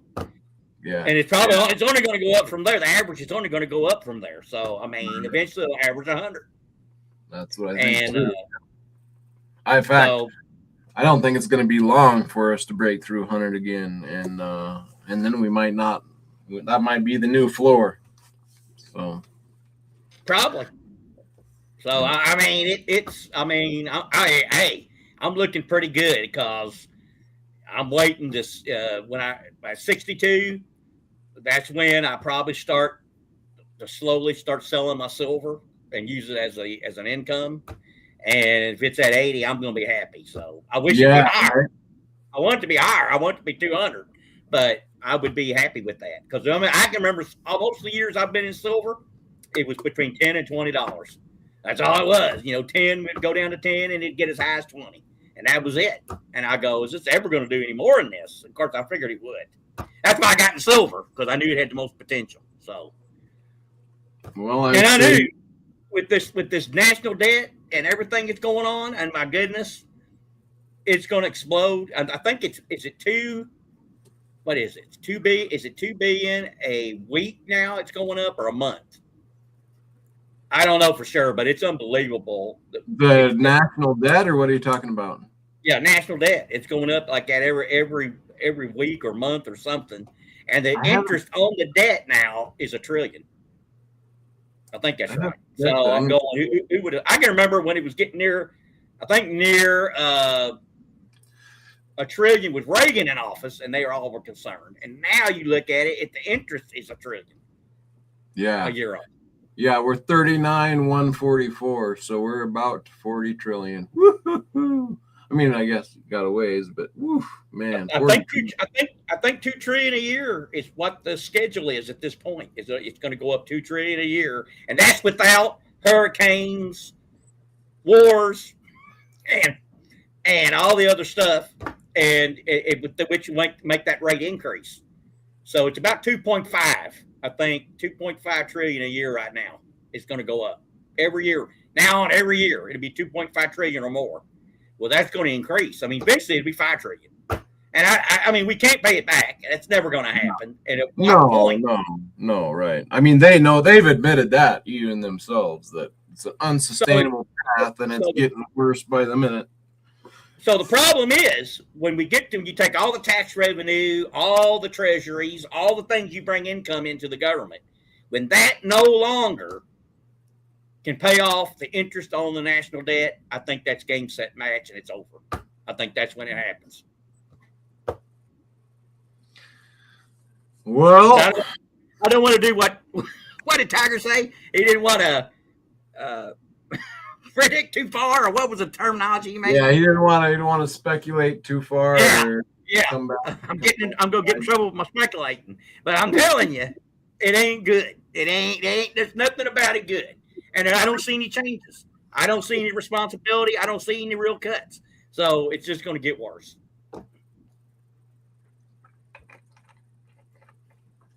Sadly, I agree, and I think they know it. They're done with it. I think a lot of people would disagree with me on this, but I've been saying for the last couple of years on my channel, you can go back and look, that they're doing everything they can to kick the legs out from under the U.S. and I think that's happening and going to continue to happen. And well, you look at all the countries now. They're going to be trading in other currencies. They are not going to use the dollar, and that's getting worse every day. And all this stuff we're doing now, it's just making them want to go away from the dollar even more. Worse, right? So we are in a world of hurt. And if they don't use the dollar, and if we lose the reserve status, well, there goes your wars. You ain't gonna be able to fight any wars because you won't be able to print the money to fight them. So we'll be home. We'll be America first. All right. We won't be able to be no war. We won't be able to print money to cover things. So our standard of living or the money won't be worth anything. And then that's been a problem with a lot of the empires over time, is they can't afford to, because right now, a lot of people will admit to this and they'll say, well, it's not really backed by, a dollar's not backed by oil anymore, but it's backed by the barrel of a gun. Well, that's true. But like at some point, the soldiers aren't going to be getting paid enough in this currency to make them want to do that. And that's they're not getting fed now. Have you seen that? They only got like 2 portions of food, like a vegetable and some type of meat. They're not even really feeding them correctly right now, our people. Oh, really? Yes.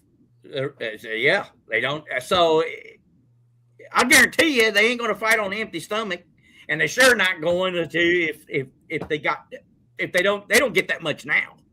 So they should get a raise. They should make $40,000 a year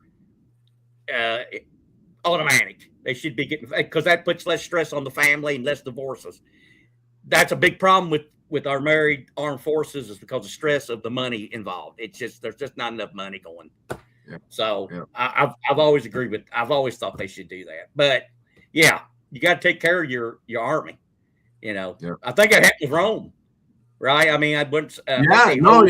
It's a historical thing, and I mean the corruption starts to seep into all the organizations. That's so blatantly clear and obvious now in the U.S. I mean, if you look at our police department, the same thing's happening there. You're getting rogue cops, don't get in trouble. They have immunity now, and they just go around doing absolutely crazy stuff. But again, the corruption's there from the money printing, and that allows for the corruption to, expand and get really bad. But at some point, that money printing gets so out of hand that, like you say, there's not enough value there to keep the family happy, to keep that, that balance, whether it's soldiers or the police force or what, that corruption overtakes, and there's not enough value to want to go back to work, and all the good cops, I know cops that have quit because their force is just getting so corrupt that they have to step aside. So you lose your good guys.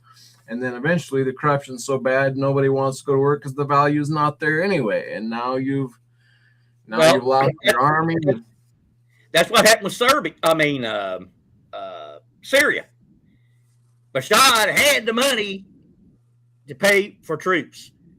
He was so greedy, he kept it, the gold, all the other assets he had, and he left the country with it. Okay. If he would have paid these guys a decent amount, he would have been protected. I don't know for sure he would have been overthrown. I mean, if the military practically got out of the way and just said, come on in, terrorist group. Yeah, that was crazy. Well, I heard kind of along the same lines with Napoleon. They were like, Napoleon, supposedly they were just struggling with their currencies and whatnot. Napoleon said, he got in charge and said, you put me in charge and I'm going back to a gold standard. And sure enough, he went back to a gold standard, and then he went around conquering everything. So, I mean, there's a reality there, and we're going down the biggest mistake America made is they went away from silver currency. Yep. And they reduced it first. First they reduced the silver. Romans did it. They reduced it, and then we went away from it, and we've been going downhill ever since. I mean, it's just got worse every year. Now we had to take it. Then we had to take it out of the penny. We took copper out of the penny. Yeah. And now we've actually gotten rid of the penny. So yeah, I'll tell you a quick one there before you go to sleep on me. I went to get a money order at Meyer, and I said here, and I had these 20s. I was doing it in 20s, and they said we'd rather have pennies. And I looked at him. I said, "Man, I couldn't pick up enough a bag full of pennies. I would need to do this." But that's how bad they need pennies, because they did away with it. Do you have a jar full? You got to have a jar full of pennies, don't you? I got a lot of pennies, but I don't have that many. I told myself I'd have to bring it on a cart. 5 people would have to pick up on it to get it up there and then go through it. And another thing, who's going to count those pennies? Are they going to trust me? I'm not going to sit there and 1 penny, 2 penny, 3. Yeah. You'd have to wait. So, it's the same way with the nickel. They're going to do away with the nickel next. And then when you get your change back at a place now, they usually give you more back than what they owe you because they don't have the pennies. Right. Yep. So, yeah, I mean, we are going down fast. And it may be that they want this. It may be a pre-planned thing. Yeah, I think so. Yep. To go to this crypto stuff or a version. Yep. That's what I've been saying, and which I don't understand how they're going to do unless the government gives you a unit that you do that on, and then of course you don't have to do you don't need the IRS because they're going to know how much you owe them.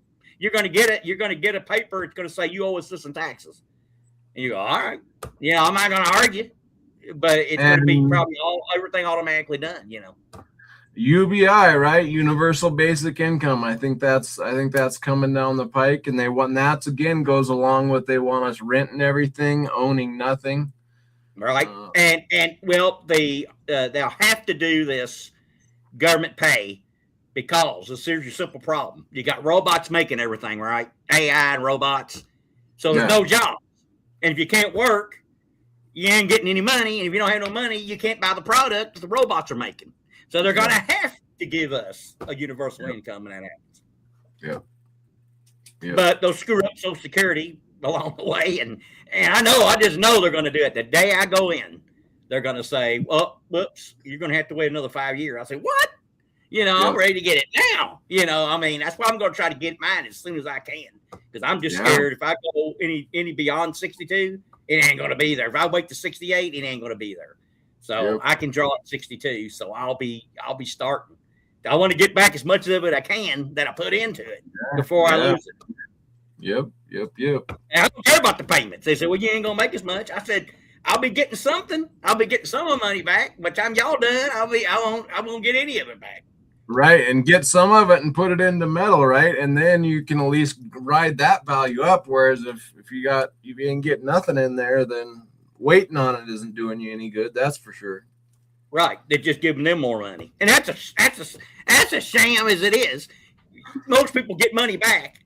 It's not it's their money in the first place, and they think the government's paying them. If you heard them, oh, I'm going to do this now. They throw a party. I go, it was your money all along. I said, all they did was take it and spend it on something they shouldn't, probably war. And it was your money all along. So that was money you could have been making money on that money that you didn't have to pay in. It's just amazing. Yeah, it is. And what's funny. So I go, I don't know why these people, I'm going, man. And I tell you this, if you got a statement every time they took tax out, there'd be a revolution in this country because they don't see it really until the end. Yeah. Right. If you saw daily they was taking, wait a minute, what are you taking that out for? Then people would go crazy and they would be upset. Yeah. Well, what else is interesting is watching the ATMs. Firstly, their charge just went up by $1. It used to be $3 for like doing a transaction that wasn't at your bank at some ATM. Now it's $4. But another odd thing about it is, like, I have been pulling, I move money around, and so each month I pull a fairly big chunk out of one bank account and I move it to a different bank account. And so that ATM is used to seeing me pulling that amount out every time. Well, I went to try to pull more of that, and big flashing red, you've exceeded your daily limit on. Well, that statement in itself is so crazy. Like if that statement would have been told you 20 years ago, people would have lost their mind. How is a bank withholding this my money? Right now, it's like I'm lucky that I'm locked in at the large amount that I'm moving monthly just because I'm always doing that. They kind of set it as, okay, he pulls this monthly, so that'll be his cutoff limit. Whereas a lot of people, since they're not constantly moving money, is their cutoff limit is way lower, like $300, $400, and they get their daily limit cut off. And that's crazy. Like, I don't think, are people really thinking about what's happening there? You got a bank telling you you've exceeded your daily limit on your money. I mean, that's so, and it's not our money. Once we get to the bank, you have the money in there. You have your money in there. You still have money in there. So what they're trying to do is because banks don't have any cash. So what they're wanting to do in case they have enough to cover things, so that's why they're doing that. I think most ATMs, it's between 800 and 1,000 is the most you can take out at one time. Yeah. 24-hour period. Yeah. And you can have 10,000 in there, but they'll say, no, you can only have eight. Sometimes it's 800. I think on the weekends it's lower, and then during the weekdays it's higher. But they got them limits because they got to have that cash because they don't have enough cash in the banks to cover stuff anymore. Right. The banks are in bad shape, man. They are secretly being bailed out all the freaking time. We just don't know about it. Yep. And I check the bank failures, FDIC bank failures. I look it up. I go on about probably once or twice a month, and I look. And the last one to fail was like in January, and I think in Illinois. But I guarantee you, and I also hear that the big bank that's in trouble now is what's the one with the Stagecoach?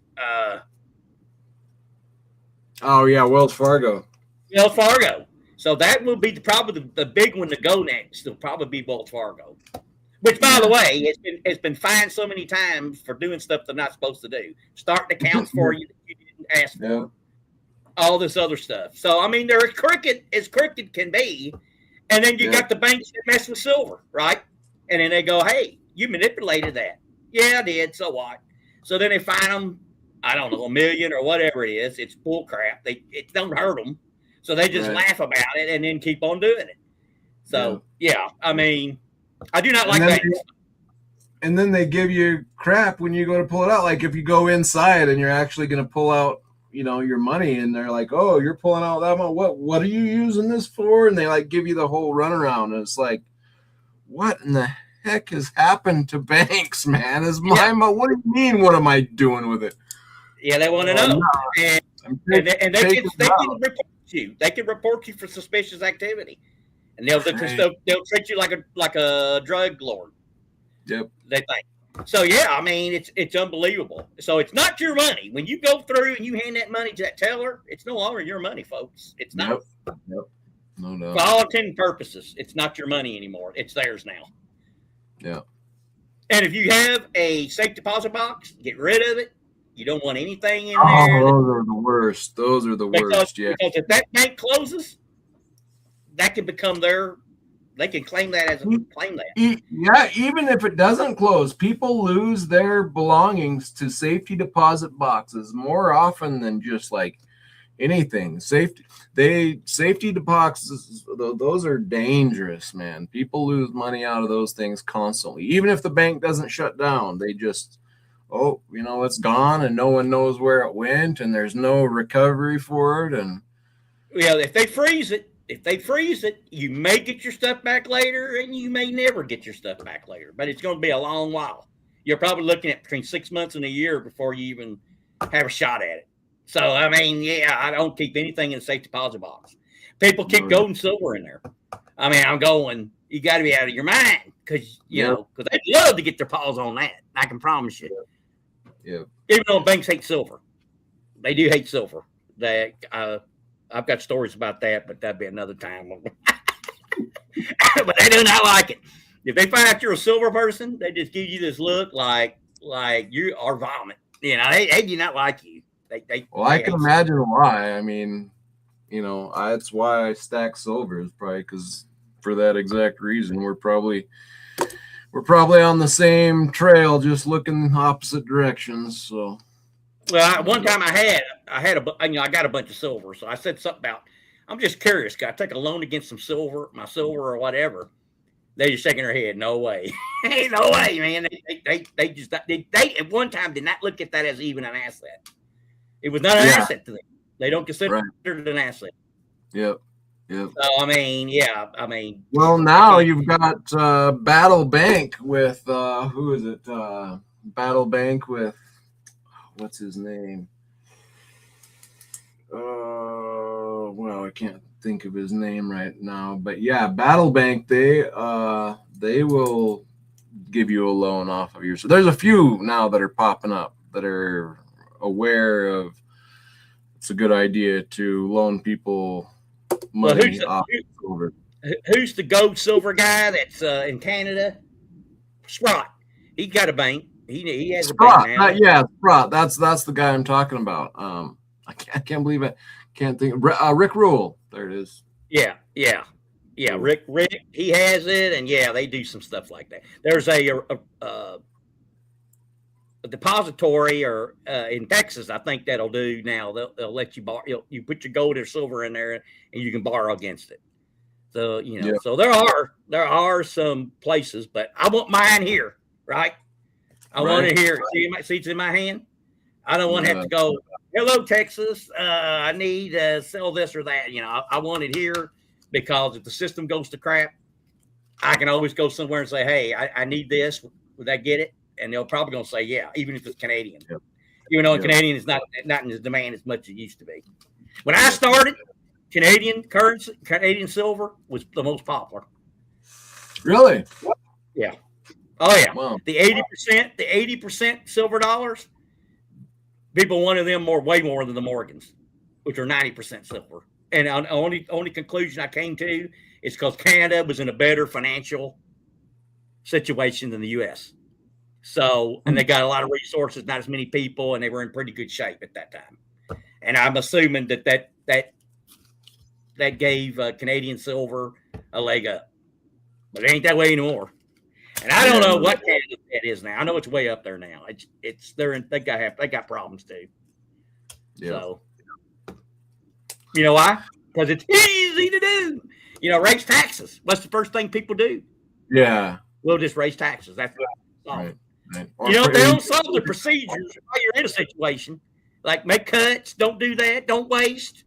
Be responsible. Pretend it's your money, not others. They don't do that because it's easy to spend other people's money, and raising taxes is how they do that. Or even better yet, just print some money. So yeah, they can do that. I mean, but for a time, it would just take more money from the people. Now, right. yeah, they just do much printing stuff. Yeah. So, but those days from the United States are numbered. We're not going to be able to do what we're doing now much longer. You just no. awesome. Yeah, and that's it. It's been purposeful. As I've been saying it for so long now. It's too stupid to be stupid. As what's his name says. Boy, it is getting late. All my mind's losing all the names. Plus, you've been going longer than me. You had Tiger on for probably about an hour before I came on. So yeah, and I've been running all day with busy. So I got to get off. It's after 2 here. But thanks for jumping up, Nickel. I've been wondering what's been the word with you. So we'll have to get you back on here again. And I told that story with you, and I've told that story now with Rocky. And if we start doing religious videos with constitutional, which that's gonna, I don't know. He may come in with a black and a little white tie here. I don't know. But we do. I'm going to explain it there too. So then most people should know what happened. But I already know there's some people out there saying it's because I was wrong on politics and I got taken off for it. And that's not. First of all, I don't think I'm wrong. But anyway, I might be projecting. But anyway, I don't think I am. But it was the ball games. That's what done me. So, but everybody wants to think it was politics because they don't like it. Tell Constitutional that I'm in line for it, so I'm ready for it.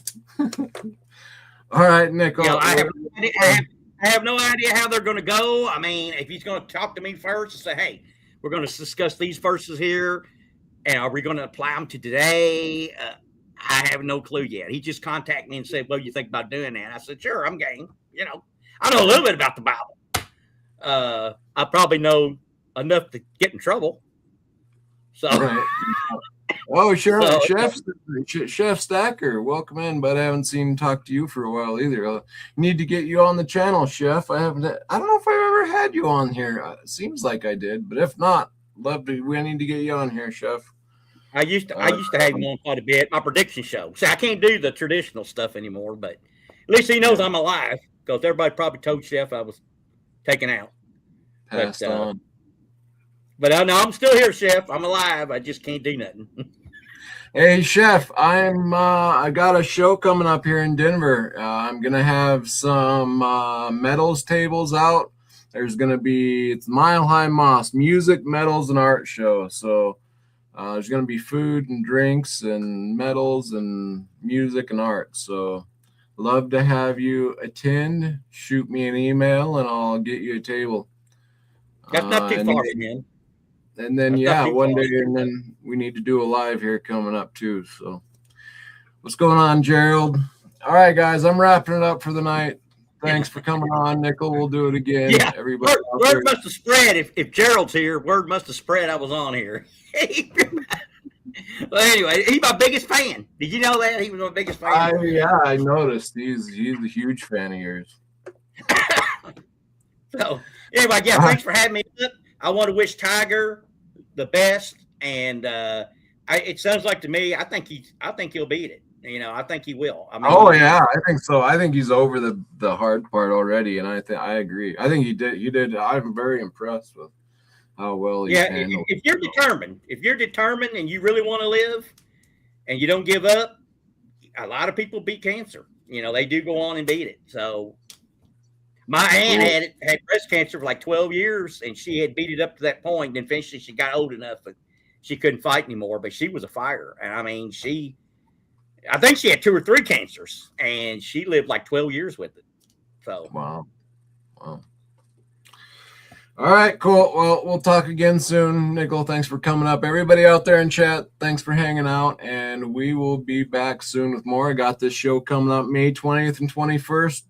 Hope you can try to make it. And yeah, we'll be back with more soon. Catch you on the next one, guys.